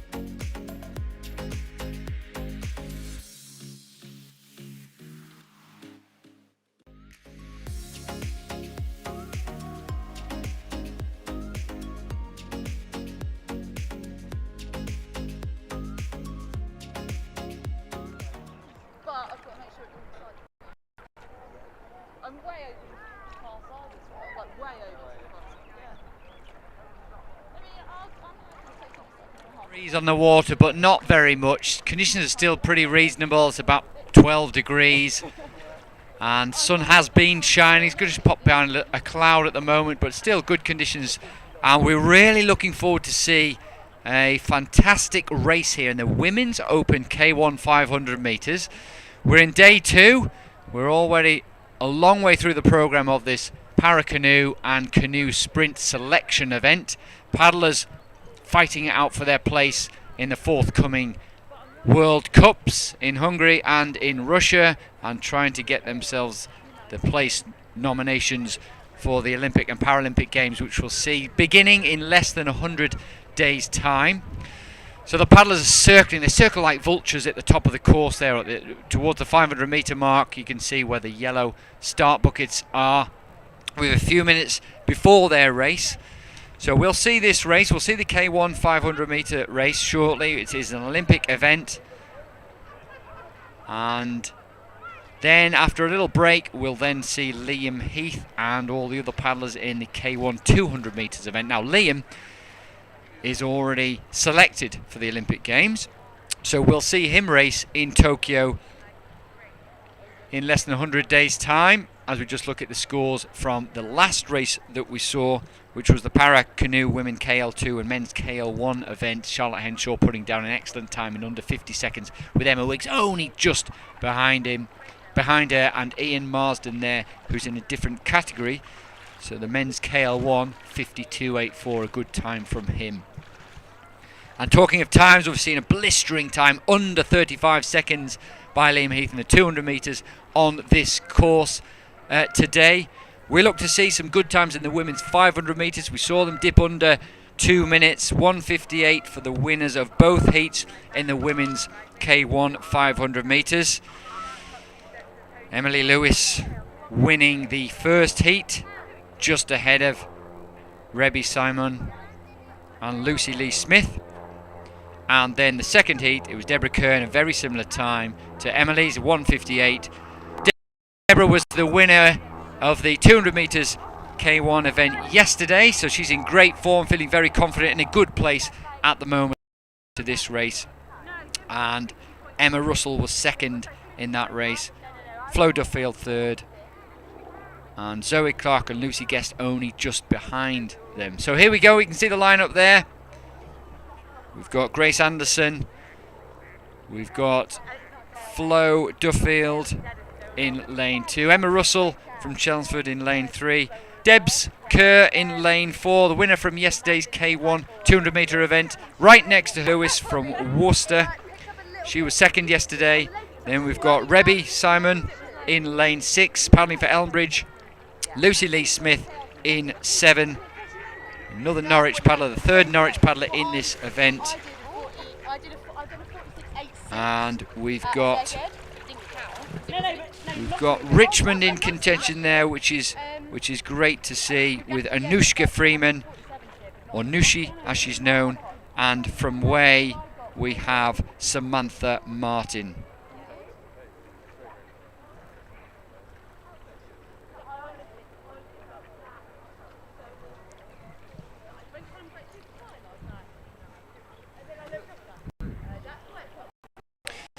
So course record 1:49 on this course, with an extremely fast time set by Rachel Cawthorne, multi-Olympian, and based up in Scotland now with partner Johnny Schofield,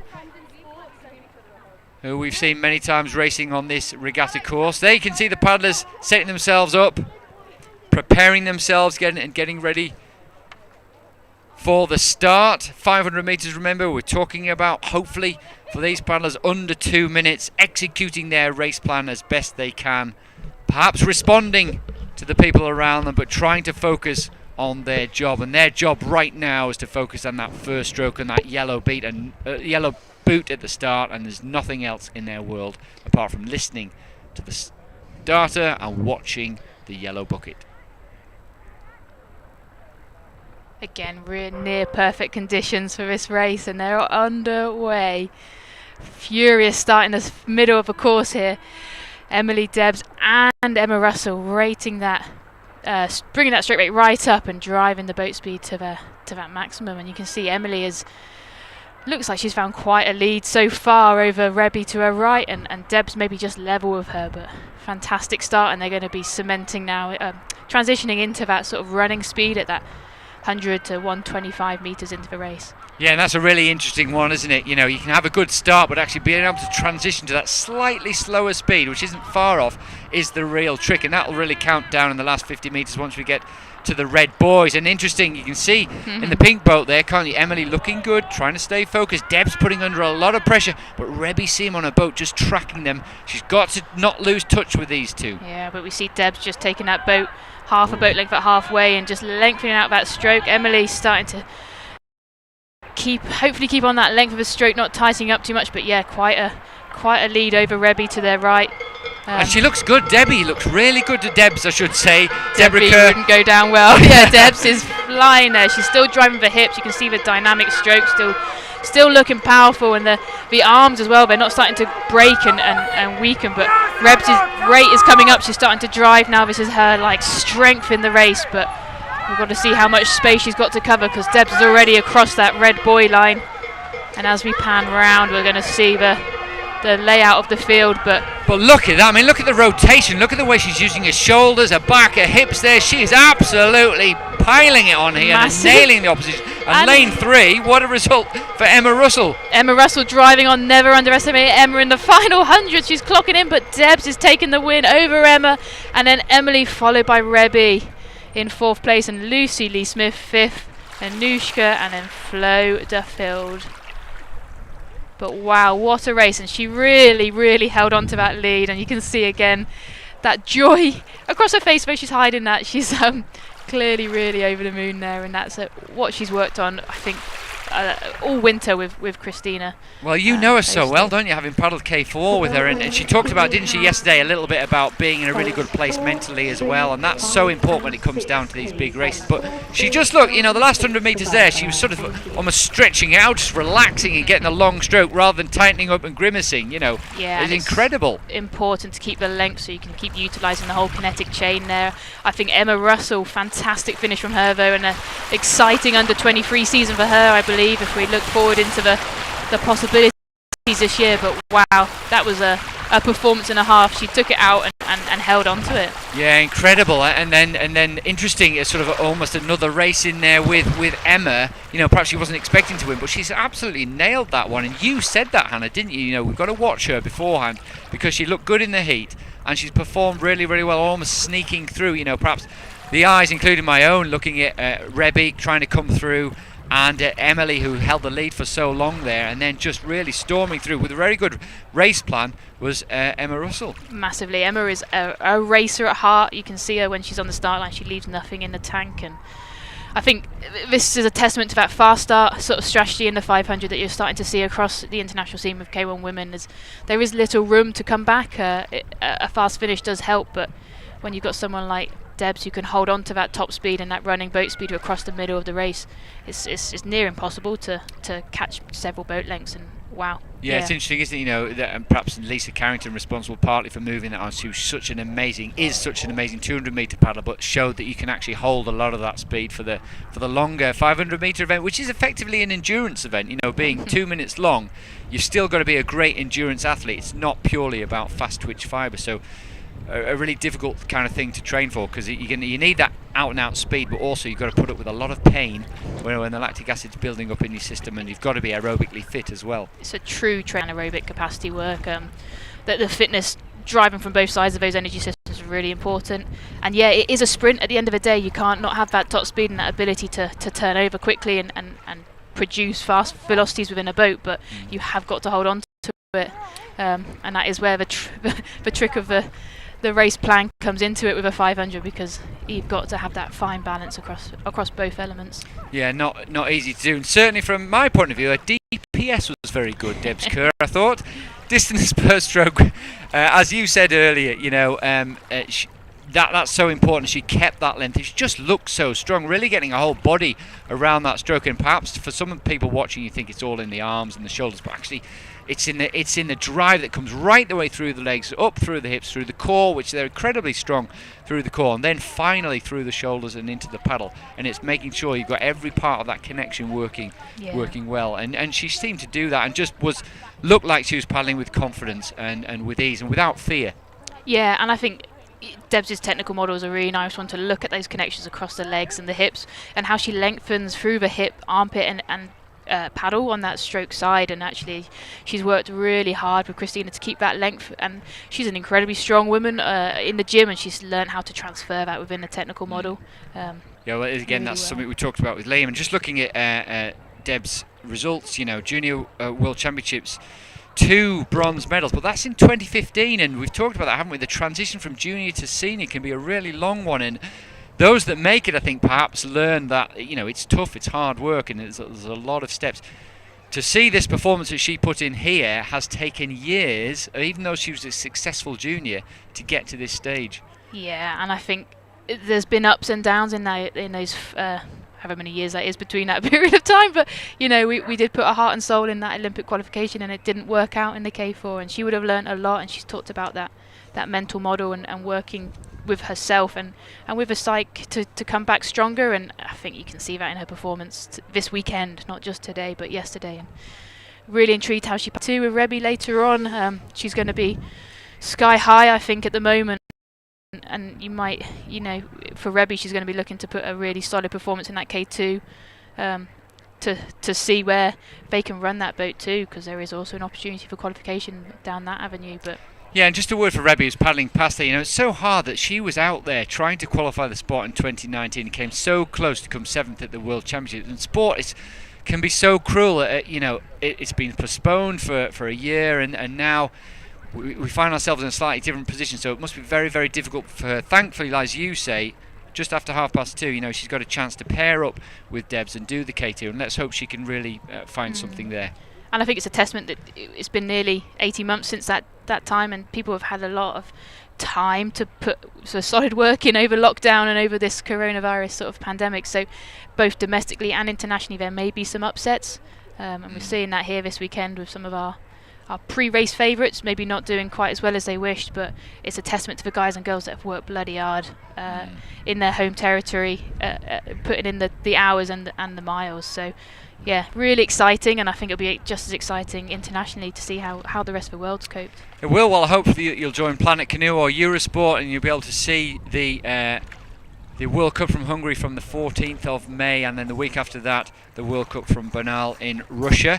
We'll take a break. We've got some promos to show you very shortly, but we'll look forward to seeing you. Make sure you're here well before 2 o'clock, because at 1:55 we have the Men's Open K1 200 metre final, and then after that with the other para-kayak races for Paracanoe selection. And then, as we said before we finish this afternoon, around about 2:30, we'll have the Women's Open K2 500 metres.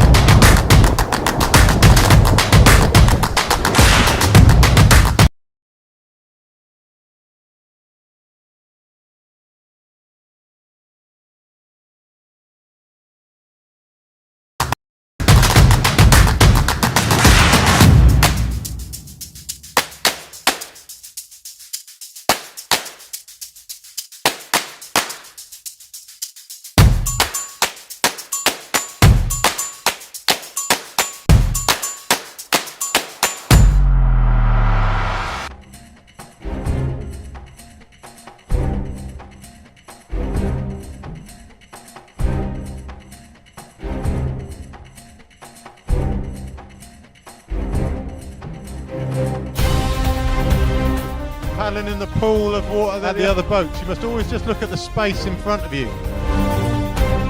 That's Kisley laying. Here comes Kova. It's Kova. He's taking Campos on. Stroke by stroke. He's going past him. And he's gone past him like he's standing still.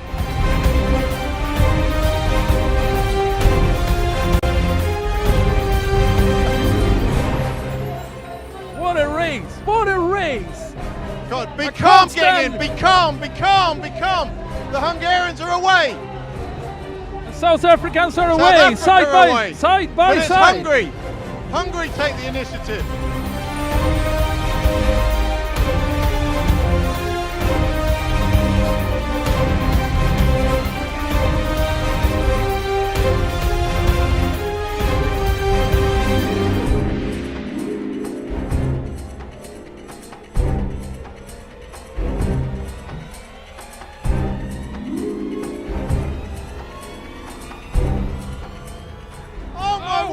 Wow! Oh, what a race! What a race! I cannot believe that! Oh.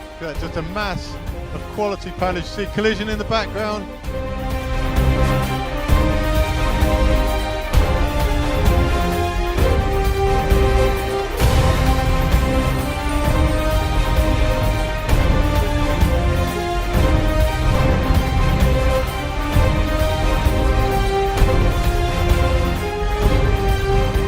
World champ. Look Anna at that. from That's going to Czech be Republic. That's going to be tears. It's going to be laughing. She can't believe it. She's so happy.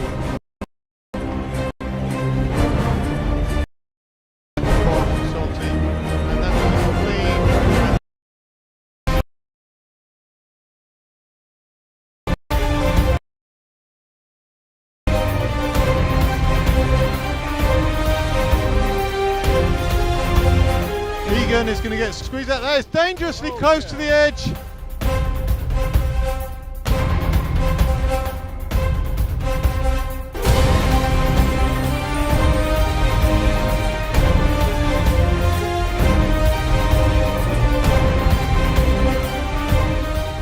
It is McGregor! It is McGregor! No one has given up. Boros is hanging on. Alonso is hanging on. Gold medalist Hank McGregor, South Africa!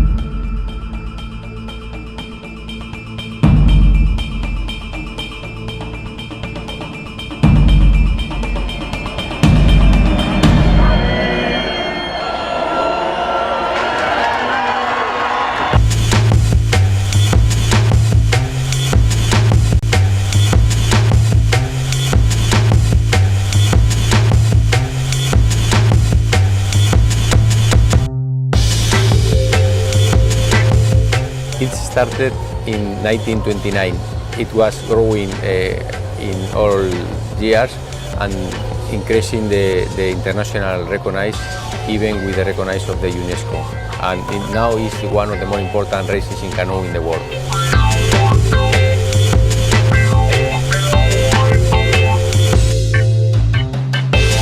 We have 1,000 people paddling, and in this area we mix the competition with a party, a big party in all the region, with more activities.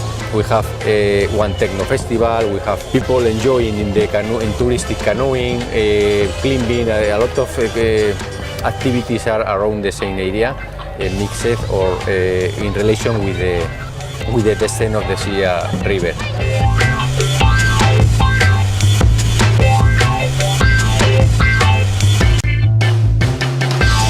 That's awesome. My third time. These guys first time. And yeah, it's awesome atmosphere, awesome vibe and good party, and yeah, it's what it's all about. There's no race like this. Crazy many people and just I don't know. That is the start, because it's the crucial part, and if you screw it up, then the race is over. I think this race takes much of to win it. So this is a fun race, and a race that every serious kayaker has to do. So it's very fun to be here.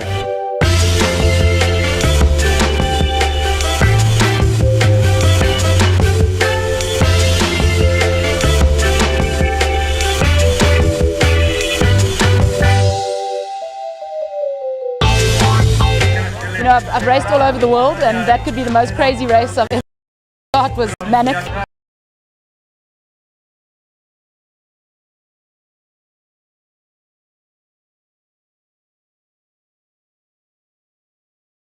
I enjoyed it totally.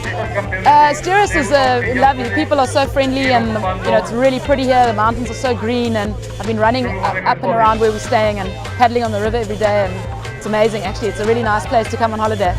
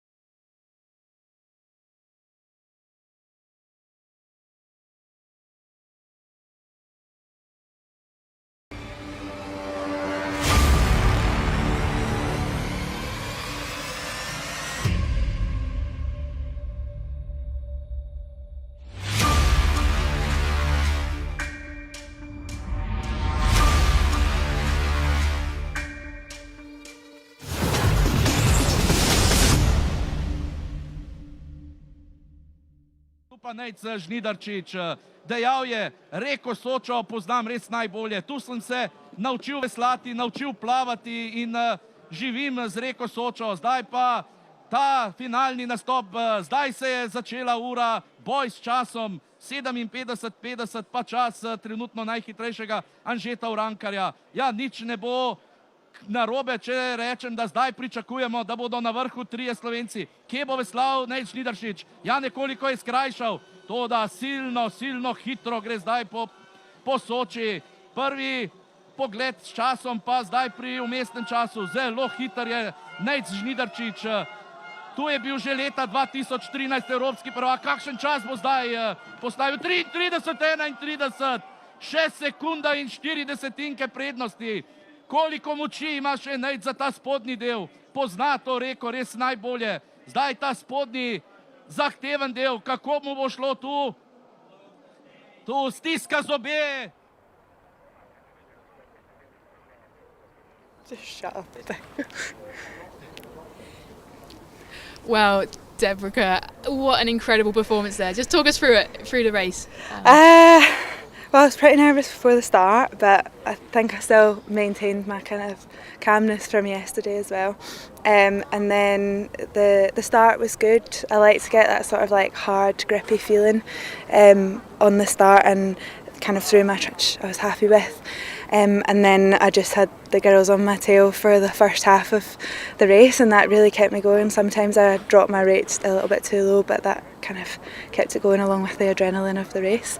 And then the last 250 I just went for it, and I said to myself before the start of the race that I was just going to absolutely bomb that last 200 and see what happened, and I think it paid off for me.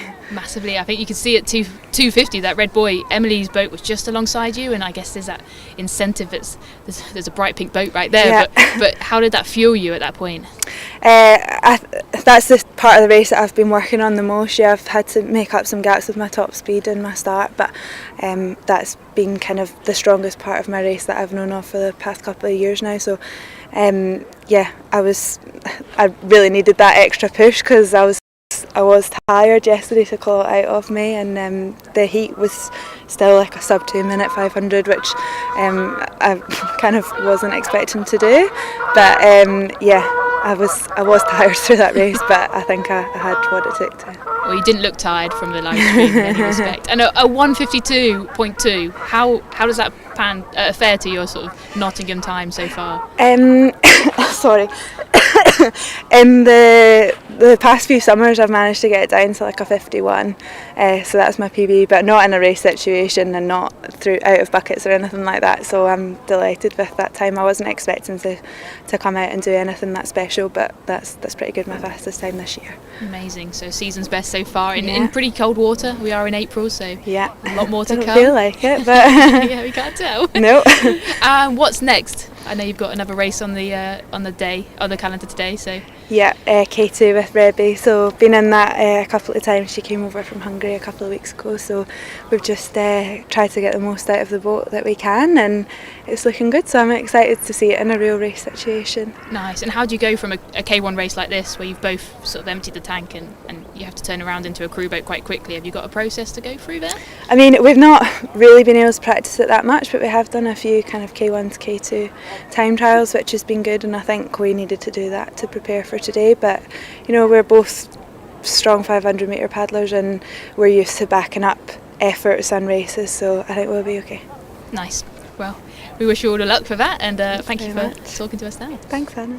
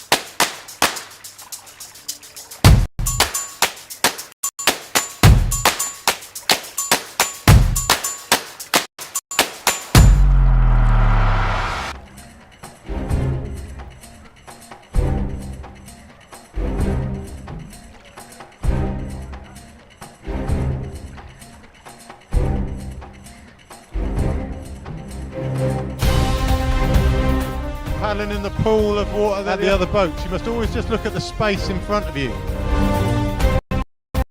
That's Kisley laying down.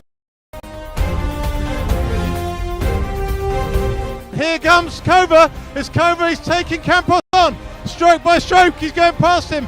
And he's gone past him like he's standing still.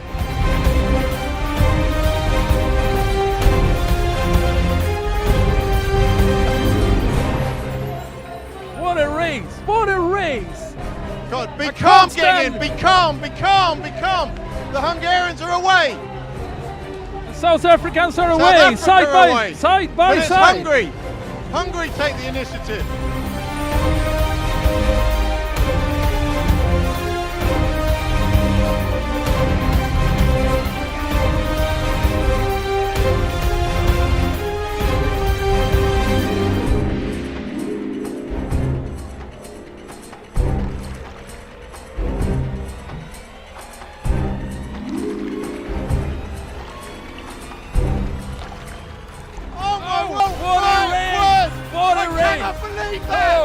Just a mass of quality paddlers. See collision in the background.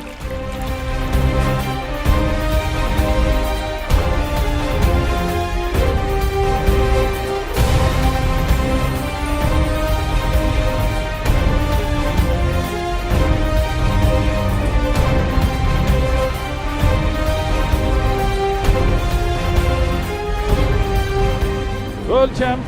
Look. From Czech Republic. That's going to be tears. It's going to be laughing. Yeah. She can't believe it. She's so happy.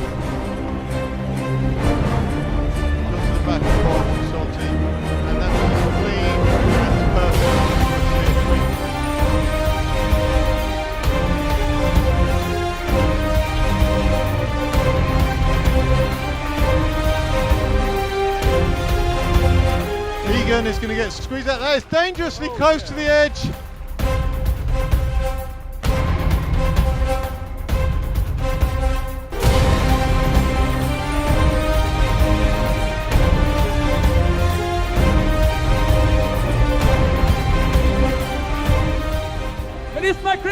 It is McGregor. No one has given up. Boros is hanging on. Alonso is hanging on. Gold medalist Hank McGregor, South Africa.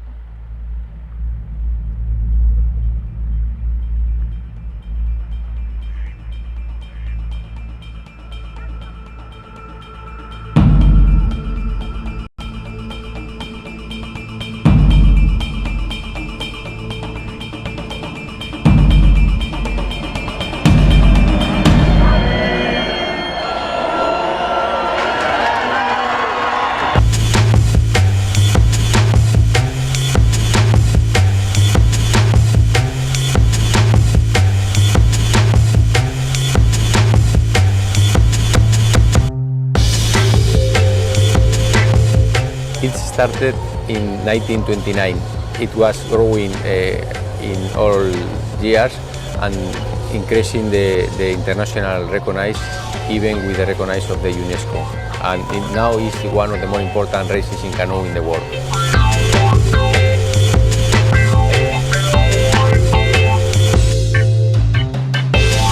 We have 1,000 people paddling, and in this area we mix the competition with a party, a big party in all the region, with more activities. We have one techno festival. We have people enjoying in the canoe, in touristic canoeing, climbing. A lot of activities are around the same area, mixed or in relation with the descent of the Sea River.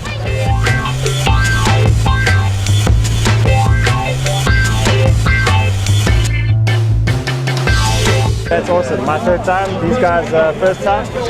And yeah, it's awesome atmosphere, awesome vibe and good party, and yeah, it's what it's all about. There's no race like this. Yeah, crazy many people and just, I don't know. The best part is the start. Well, it's the crucial part, and if you screw it up, then the race is over. I think this race takes much of experience before you can win it. So this is a fun race, and a race that every serious kayaker has to do. So it's very fun to be here.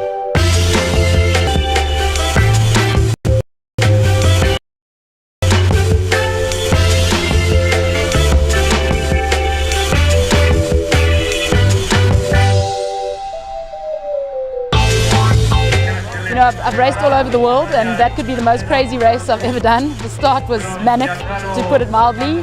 I don't know, 1,000 people all trying to fit on 50 square meters of water was nuts. But you know, I knew what I was in for, and I must say it was actually really fun. I enjoyed it totally. Styris is lovely. People are so friendly, and you know, it's really pretty here. The mountains are so green, and I've been running up and around where we're staying and paddling on the river every day, and it's amazing. Actually, it's a really nice place to come on holiday.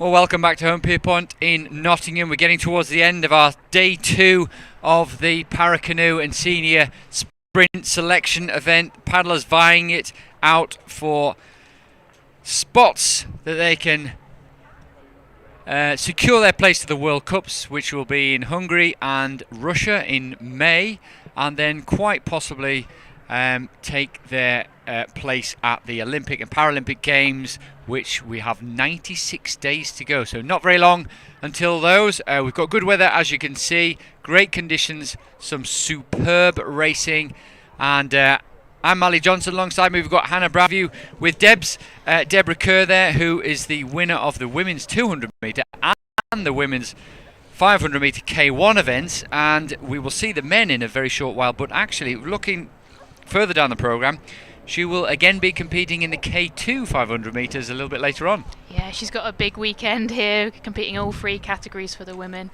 But we do turn our attentions to the K1 200 event for the men. And we're really excited to see the form that Liam Heath is on, I guess. It's a massive year for him, with the Tokyo Games at the end of it, but he's coming here to put a bit of a marker down and to see where he is domestically, but also, given the conditions, what he can do to the course record, I think. Yeah, I mean, 34 seconds, a new course record, still yet to be ratified. We're seeing great form, his heat being a lot quicker than the other heat. Let's go through the rundown there. We've got Dan Johnson from Chelmsford in 1, Trevor Thompson from Ealing in lane 2, Noah Dembele put in a good performance in his heat, he's in lane 3, Lewis Fletcher from Linlithgow in lane 4. There's Liam Heath, our Olympic champion who paddles for Way, in 5 in the middle of the course. Dan Atkins, his training partner, so they know each other very, very well, from Reading. Dan Atkins in lane 6. Ben Gallagher from 4th in lane 7. Stillian Neftenalia in lane 8, and Spencer Armstrong from Nottingham in lane 9. But let's just go back to, let's talk about Liam just for a moment before they set themselves up, and who promised so much early on. We can see Deborah Kerr's time there, by the way, 1:52. It's not a course record, but it's an extremely fast time. She said in her interview, didn't she? It's close to her personal best. Really good time for Emma Russell in 2nd, Emily Lewis in 3rd. But just going back to Liam, so we had Ed McKeever in 2012, Liam in 2016. Liam's also got medals, of course, in the K2 with Johnny Schofield, a silver and a bronze. And then after Tokyo, we won't see this event in the Olympics. So, could we have the only Olympic champions in the men's K1 200 metre event being British? That's a massive possibility here. I know Liam is on fine form in his training session, so yeah, that could be a massive potential. And a testament to some of these guys here, they've dedicated their careers so far to this event, and to have that opportunity taken away from them in the future games is heartbreaking for some. And I know there's a couple here that are just looking to put down a fantastic performance, potentially against Liam, but just see where they're at, see where their training's taking them, and then set their sights and set their goals on a different event. But it's going to be hotly contested with Dan, well, across the board actually. Never underestimate the Nottingham kayak guys, the Scottish paddlers in Ben and Lewis, as well as Trev and Noah, junior world medalists in the K2 200. So it is an amazing domestic across our guys, and yeah, it's a shame they don't have the opportunity to carry on pursuing this on an Olympic platform, but it's awesome to see so many still wanting to fight it out today. Yeah, we're in here right now, and that's all they'll be focused on now. We'll just take you through the lineup again. Just on the far right of your pitch, we should see Dan Johnson. We've got Dan Johnson in 1, Trev Thompson in 2, Noah Dembele in 3, Lewis Fletcher in 4, Liam Heath, a distinctive boat with a GB flag on, of course wearing his white cap and a yellow vest of Way Kayak Club. He's in 5. Dan Atkins, his training partner, in 6. Ben Gallagher in 7. Stellian Neftenalia in 8, and Spencer Armstrong in 9, setting themselves up for the start. Sub 35 seconds we saw in the heat. The start's so important, but it's about maintaining that pace right the way through. Yeah, we see them finding that moment of stillness in the bucket.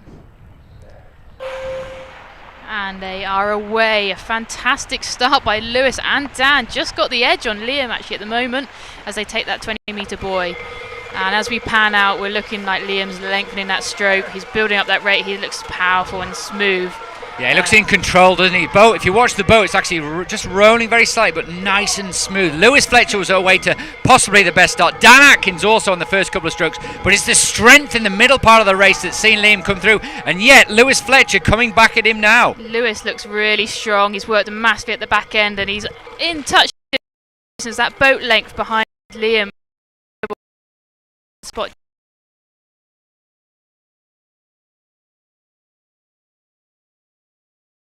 Start by Louis there. I think he'll be really chuffed with that. I know this is an event he's dedicated a lot of time and effort to, and it's a shame to not see him have that opportunity moving forward, but he'll be really happy with that performance there against what could be a future or a two-time Olympic champion if Liam is on the form of his life. Yeah, and Liam will know that. He's an experienced athlete. It's by no means in the bag. This event was by no means in the bag either. He's the ultimate professional. He would have prepared for this carefully and properly, and he executed an excellent race there, didn't he? It was absolutely superb.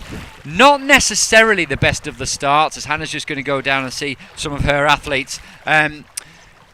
But quickly onto the first stroke, but it was the people around Liam. It was Lewis in lane 4. It was Dan Atkins in lane 6, who perhaps got away to the best 10 or 12 strokes. Then Liam got a speed up, and he managed to maintain that right the way through the central part of the race, and just appeared to be getting stronger and stronger as he went, as some of the other paddlers fell back. But Lewis Fletcher, again, the Scotsman from Linlithgow, well, that was a impressive performance from him in the grey kayak to come back at the Olympic champion Liam Heath. Impressive thing to do, and you don't see many people do that. So I think he'll take a lot of confidence from that. And Liam Heath, 37 years old now, really at the pinnacle of his career, very, very experienced, and he's got the others chasing them that's so much younger. All of them in their 20s. Lewis Fletcher, second place there, 28-year-old. And Dan Atkins, junior world champion, is only 20 years old. So think how many more years he has in this sport, where generally you mature towards your late 20s, even across through to the mid-30s, as Liam's showing can be done now. So a great future ahead of them, perhaps not in the K1 200 metre, certainly from an Olympic perspective, because that's most probably going to change. But these athletes are adaptable.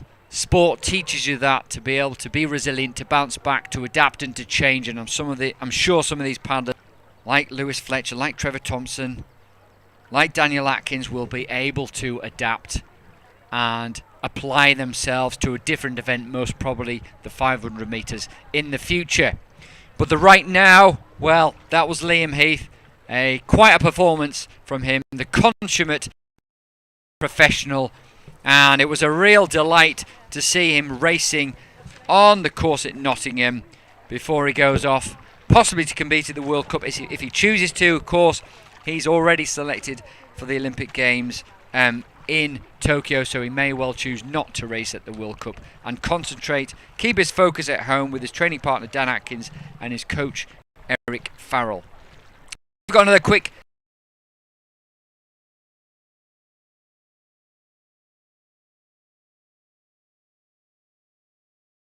be back for the para men's women's kayak events around about 2:10. So wonderful to see Liam Heath, our Olympic champion, in blistering form here at Nottingham. We'll bring you the time that he put down there as soon as we can get it, and we'll see you in a few minutes' time.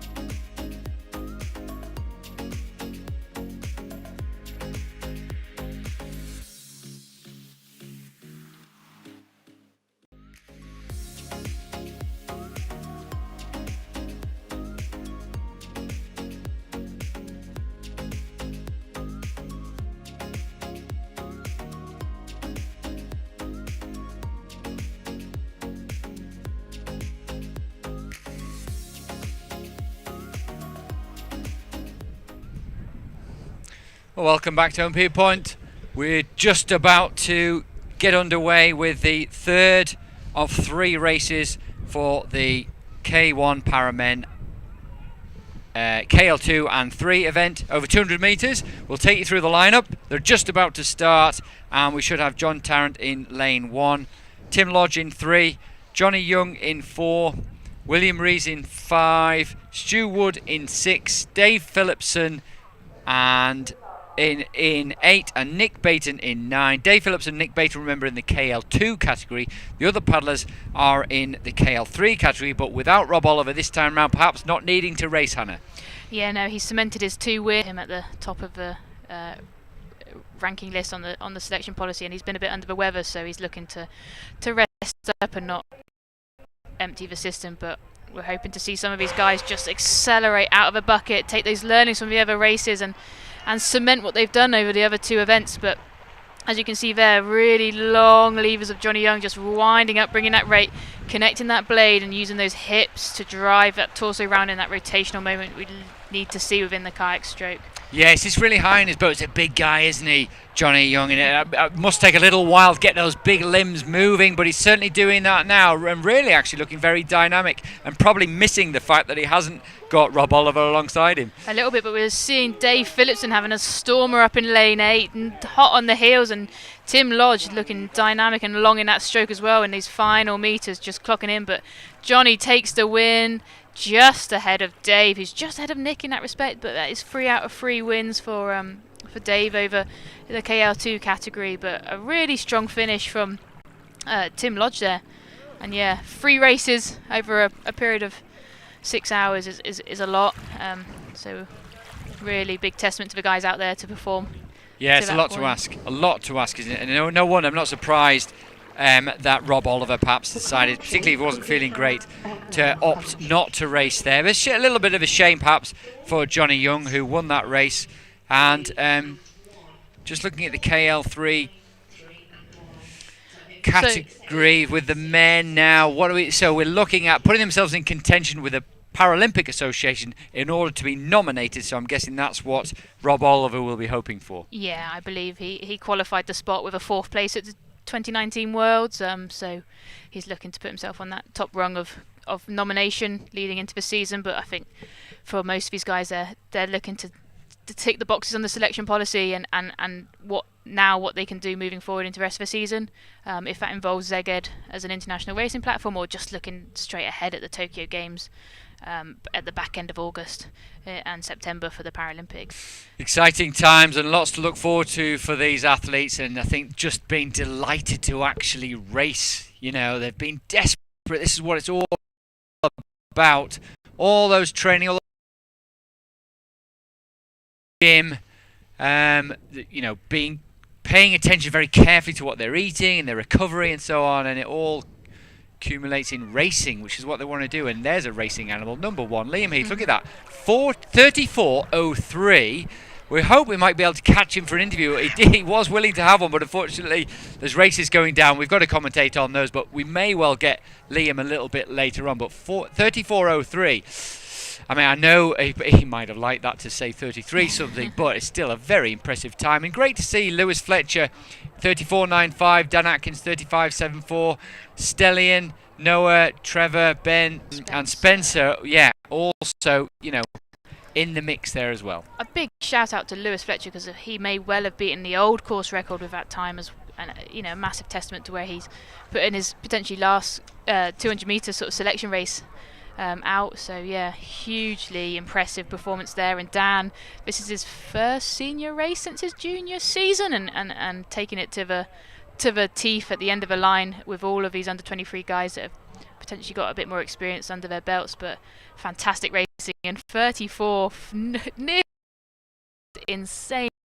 I was just looking back at Johnny Schofield's record, which is 35.17. So yeah, Lewis Fletcher, if it hadn't been for Liam, he'd be holding the course record now. So yeah, very impressive. And we'll look at another very impressive lineup. We've seen some extremely impressive racing in this category, particularly the KL3 category for the women. So now we should have Beth Fisher in lane 3, Laura Sugar, who looks in great form, winning races in under 48 seconds earlier, in lane 4, Hope Gordon in lane 5.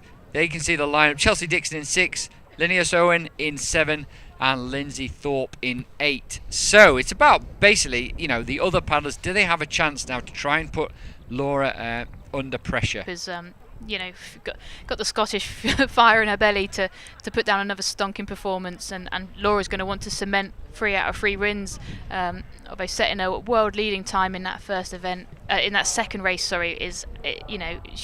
She's set the bar quite high. We may see a cheeky tailwind now, a bit stronger than the races before, so is there a possibility she can even raise that or lower it, whichever way you look at it? Raise the bar and lower the time, absolutely. And these two really pushing themselves on to great things. And interesting you talk about the Scottish link, because Deborah Kerr, actually, technically, if you look at these two paddlers in 4 or 5, they actually paddle quite similar as well in the way they latch onto the stroke, they keep the length in it using their whole body. And so maybe, right across Paracanoe and sprint, they're learning from each other. Yeah, it's a joint programme with a vision of sharing both knowledge and expertise. Everyone's learning. At the end of the day, there's not a single right answer, and I think had a fantastic start there, and you can just see Laura just winding that.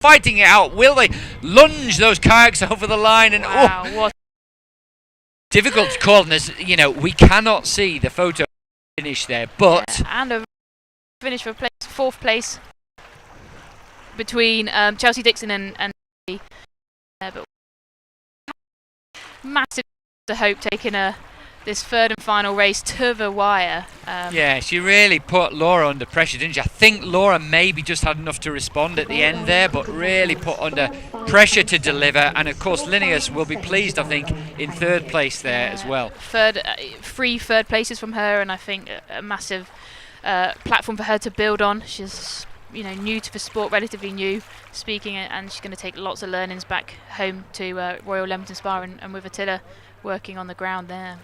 Yes, we've got some good coaches across different clubs in Paracanoe as well. Now we have kind of centralised system here in Nottingham. That's working well, but I know that also they're trying to bring it out to more clubs, aren't they? And so engage more athletes with the sport.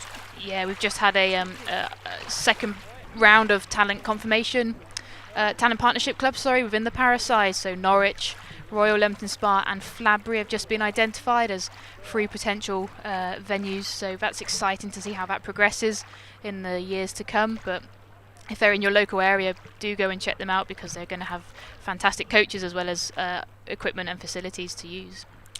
Indeed, and we saw Hope Gordon from lane 5 there, only moved. She was based in Scotland, but then is now in Nottingham now. And also, that we've mentioned the Scottish link-up. We've had a lot of strong paddlers over the last few years, with the likes of Ian James and Lewis Fletcher in the 200 metres, often coached by a specific coach, and they often seem to come from the same area in Scotland, and they've had a lot of success. Maybe. Hope is from the northern north of Scotland, so I'm not sure she's around many people, but she has come through a swimming background and obviously learnt the sport up in Scotland. A testament to the SCA there for developing a huge collection of paddlers, and yeah, they are on form and in force on the British canoeing program at the moment. So. Yeah, which is great to see. It just shows that all you need is some people who are enthusiastic, keen, a little bit of talent and dedication, and also a group of paddlers. We've talked about this before, the social element of it being so important. Massively, and you got Johnny Schofield recently moved up there as the head of performance, and he's going to take that program to a new level, I believe, with his knowledge and his expertise. I'm sure he will. Nice for him to see his old training partner and racing partner beat his course record as well. Sorry about that, Johnny. I'm sure he won't be too upset, but no, I'm sure he'll be delighted to have somebody of it put down a super quick time. We just see the lineup there of the final race in the Paracanoe women KL2 category and men's KL1. So we will see for the third and final time today. We will see Ian Marsden in lane 2. We should see Charlotte Henshaw in lane 4 and Emma Wiggs in lane 5. Emma Wiggs, of course, over the far side. She's just a great ambassador for the sport, Emma, and joined the charity programme Unlocked. The charity programme Unlocked was set up by Women's Sport Trust to tackle the lack of diversity in sport. So it's wonderful to see her doing that and using her platform, if you will, for the benefit of important aspects of sport and beyond sport when we're talking about diversity. Yeah, she is a fantastic voice for women in sport, but also just as athletes in general. She's a great ambassador, as you say, but she's great at sharing her experiences and there's highs and lows, and it's sometimes easy just to concentrate on the highs, but she's a fantastic person to share her well, thoughts. As she said, ask yourself if obstacles in your way are stumbling blocks or stepping stones. We like that one. And no stumbling blocks in this way, just 200 metres ahead of them now, and fighting it out stroke for stroke once again, Emma Wiggs and Charlotte Henshaw. Massively. I think Charlotte might have just got a bit of a better start there than her second run, and she's just lengthening out there more than the second run that we saw there, where Emma was holding her to the red buoys really, but she's looking in control. I know there's a lot of fatigue in the system now, and you can start to see that as the paddle stroke sort of slows through the back of the stroke, but again, really important to keep the catch strong and the stroke dynamic. And yeah, lots of rotation, using their thoracics a lot in the KL2 category to really still harness the rotational forces and keep the lock of the blade, and using those big lat muscles. Yeah, that's really interesting. And actually, as you mentioned earlier, Charlotte crossed the line, quite a big gap between her and Emma there. And Ian not far behind once again, which is good to see Ian Marsden there.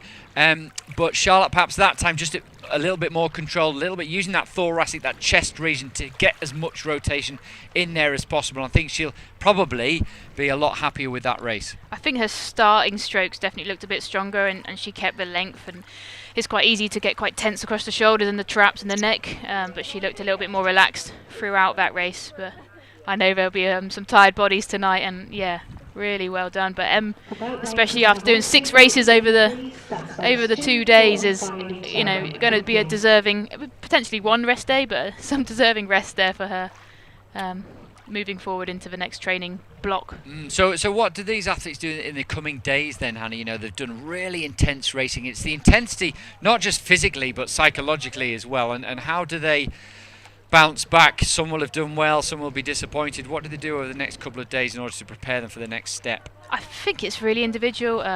Some of the guys are going to take several days off the environment here and sort of almost deload within their own networks, but it's really important to have the support network, both from a coaching point of view as well as an athlete point of view. So there'll be a lot of analysis from paper and from numbers, but that psychological side is sometimes just taking the space and resetting goals. I think this year, again, similar to last year, there's potential competitions on the calendar, but there's also potential not competitions. A very fast time again.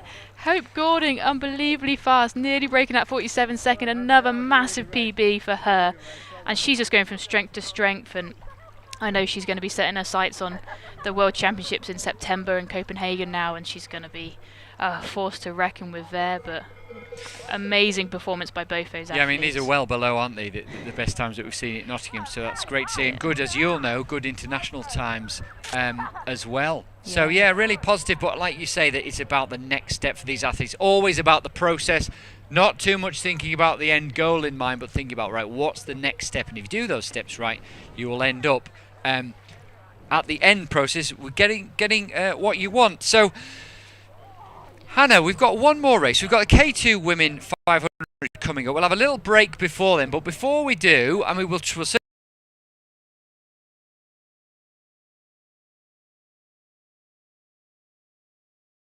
Do you reflect on this weekend's racing?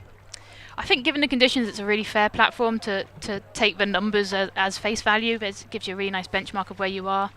Sometimes when the conditions are pretty tough, it can change your performance due to adverse changes in your technical model. But there'll be an element of space, reflection, debrief, but also looking back at what training was planned, what was executed, what does the data say from the little lunch boxes on the back of the boats for some of the individuals, but also how do they feel they executed the race, and that debrief is almost more important than anything else, and their personal reflections moving forward will build their coaching relationships with their coaches, but also their training plans.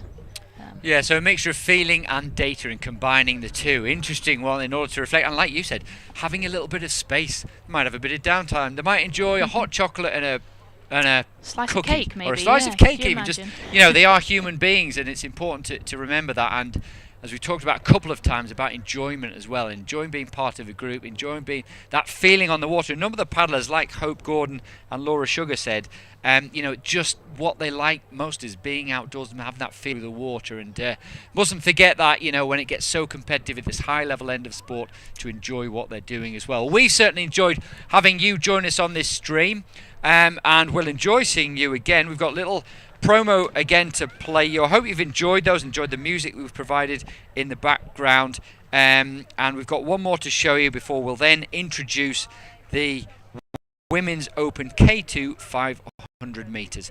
We look forward to seeing you in a few minutes' time.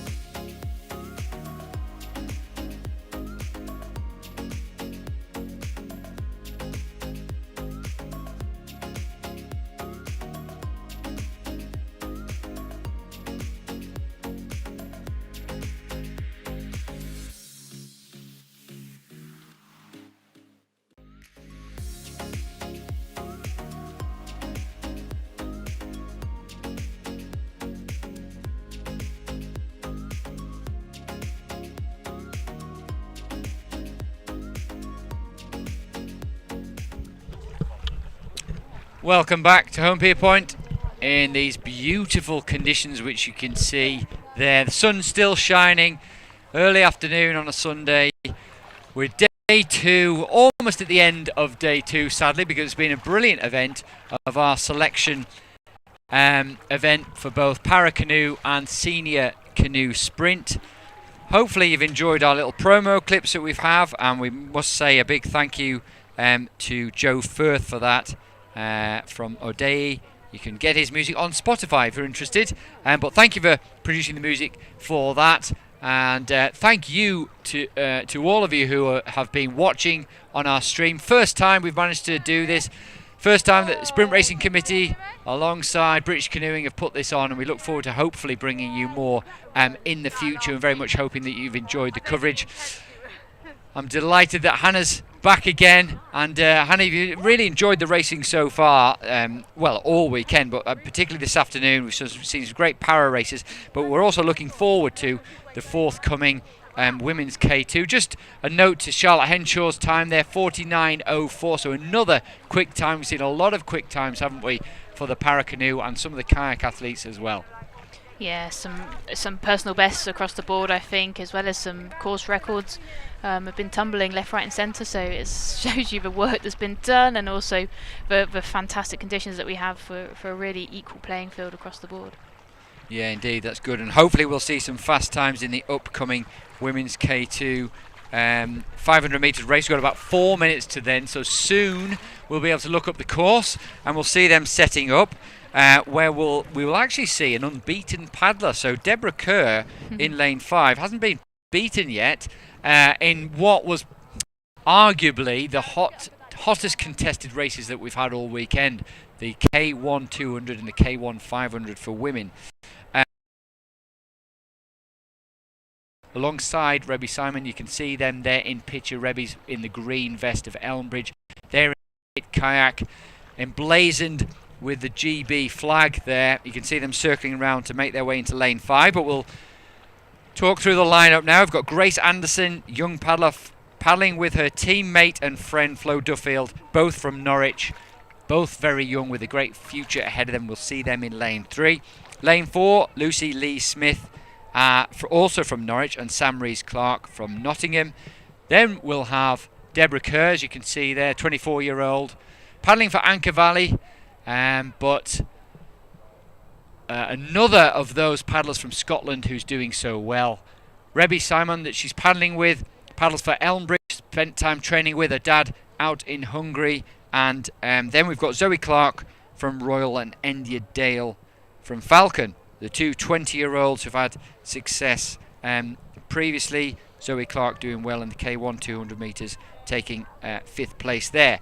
So hopefully a competitive race in this Olympic discipline. Hannah, I personally, I'd want to say that I would very much expecting Deborah Kerr and Rebby Simon to win, but it'll be up to the other paddlers to see, well, how close can they get? Can they put them under pressure? Yeah, I think you've got a couple of combinations of new paddlers together, so maybe not having done quite as much practice under race conditions as they might have wanted, and on the left of your screen you've got the experienced junior crew, although they're not juniors anymore, but they were experienced and they've paddled together an awful lot over the years with great successes as in the Junior World Championships. So yeah, it will be really interesting. Combos come together under pressure and hold true. I think never underestimate both Lucy and Sam in the boat of I'm going to have to go lane four, because they're both fantastic crew boat paddlers and have a really nice long stroke, which may be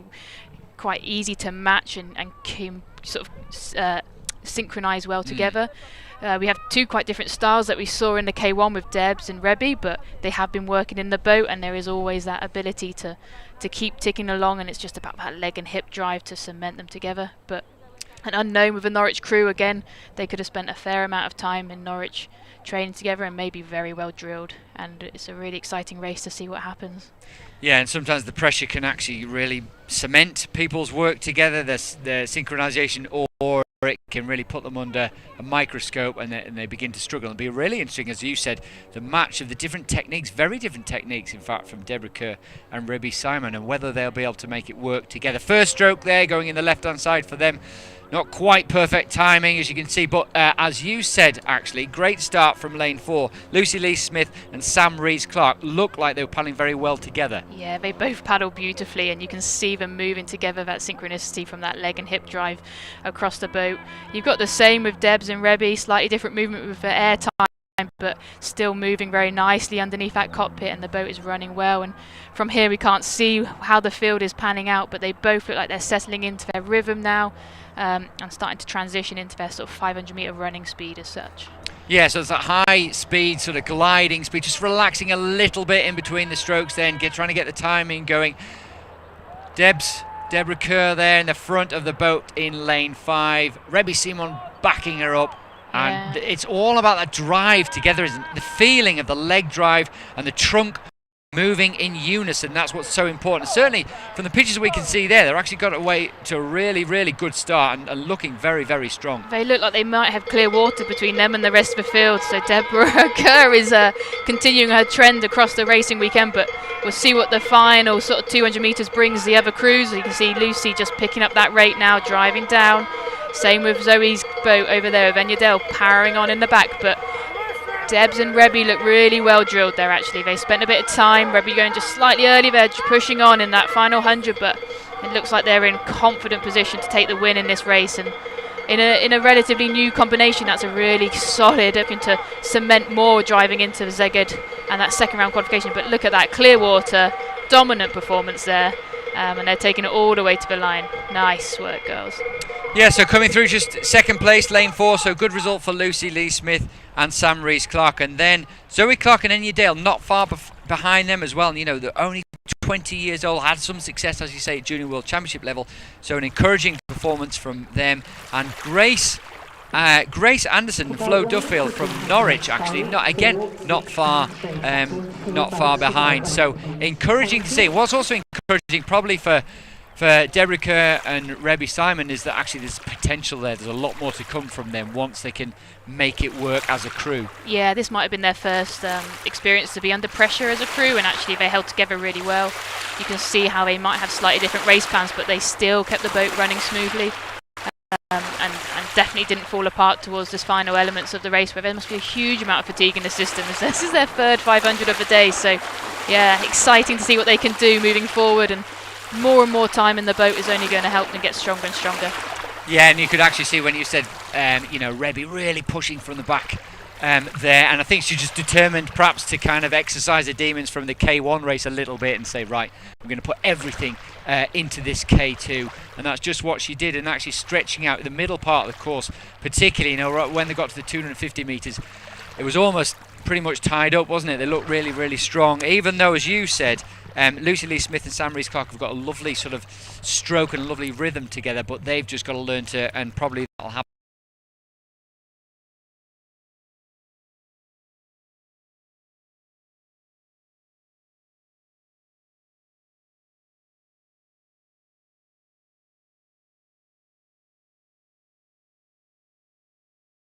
To propel the boat with enough force to travel at those speeds at those straight rates is also a detriment. So it's always a combination of the two, and as crew boats combine and learn with each other, they find that optimum between each other. And it's interesting, isn't it, the two people, maybe you could say, who managed to do that best, who get the best lock and the best catch on the stroke and the best length of the stroke, are actually Liam Heath and Deborah Kerr, who've had the best results here. You know, whether you're doing 1,000 metres or you're doing 200 metres, you need ideally to have a fairly long stroke on the blade, and you have to make the most from each stroke, and that's what they seem to be able to do. And I think you could see that with Charlie Smith yesterday. He looked in control through that 1,000 metre. He wasn't rating too high, and he wasn't just trying to overpower each stroke. He had a nice medium between the two, and it left him enough in the tank for that final 100 to to grip a bit more and to raise that rate and actually propel the boat speed slightly faster than the rest of the field. So it is a unique combination for each paddler, but it's about honing in and working out what's your style and what's your race plan. But the grip's so important, isn't it? They talk about that in rowing, the catch being so important, the catch being so important in kayaking, canoeing as well, getting a good grip on that water. And Deborah Kerr again spoke about that off the start, really feeling that water press against your blade, and you can really lock onto it, and that's hard to do when you're rating it 120 strokes as well. And you know, I suppose that's the game, isn't it? And that's what the wonderful buzz goes well. And Hannah, what's worked for you this weekend? And so we've got to summarise. I don't think we can get that Liam Heath interview because he's disappeared. He's probably doing his warm down, but next time.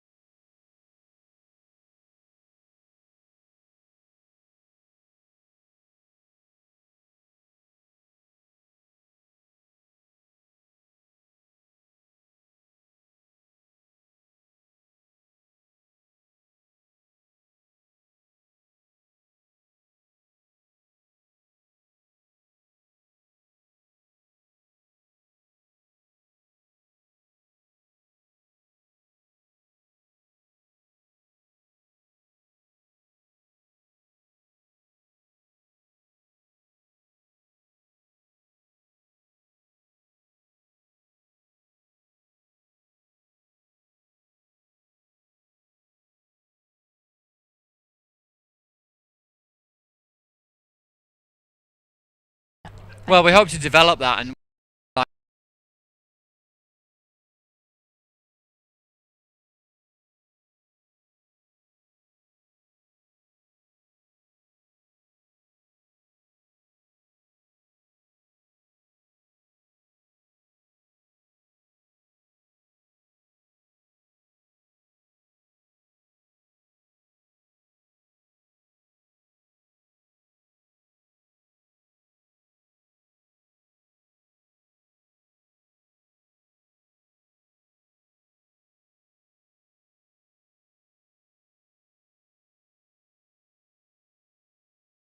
still there for the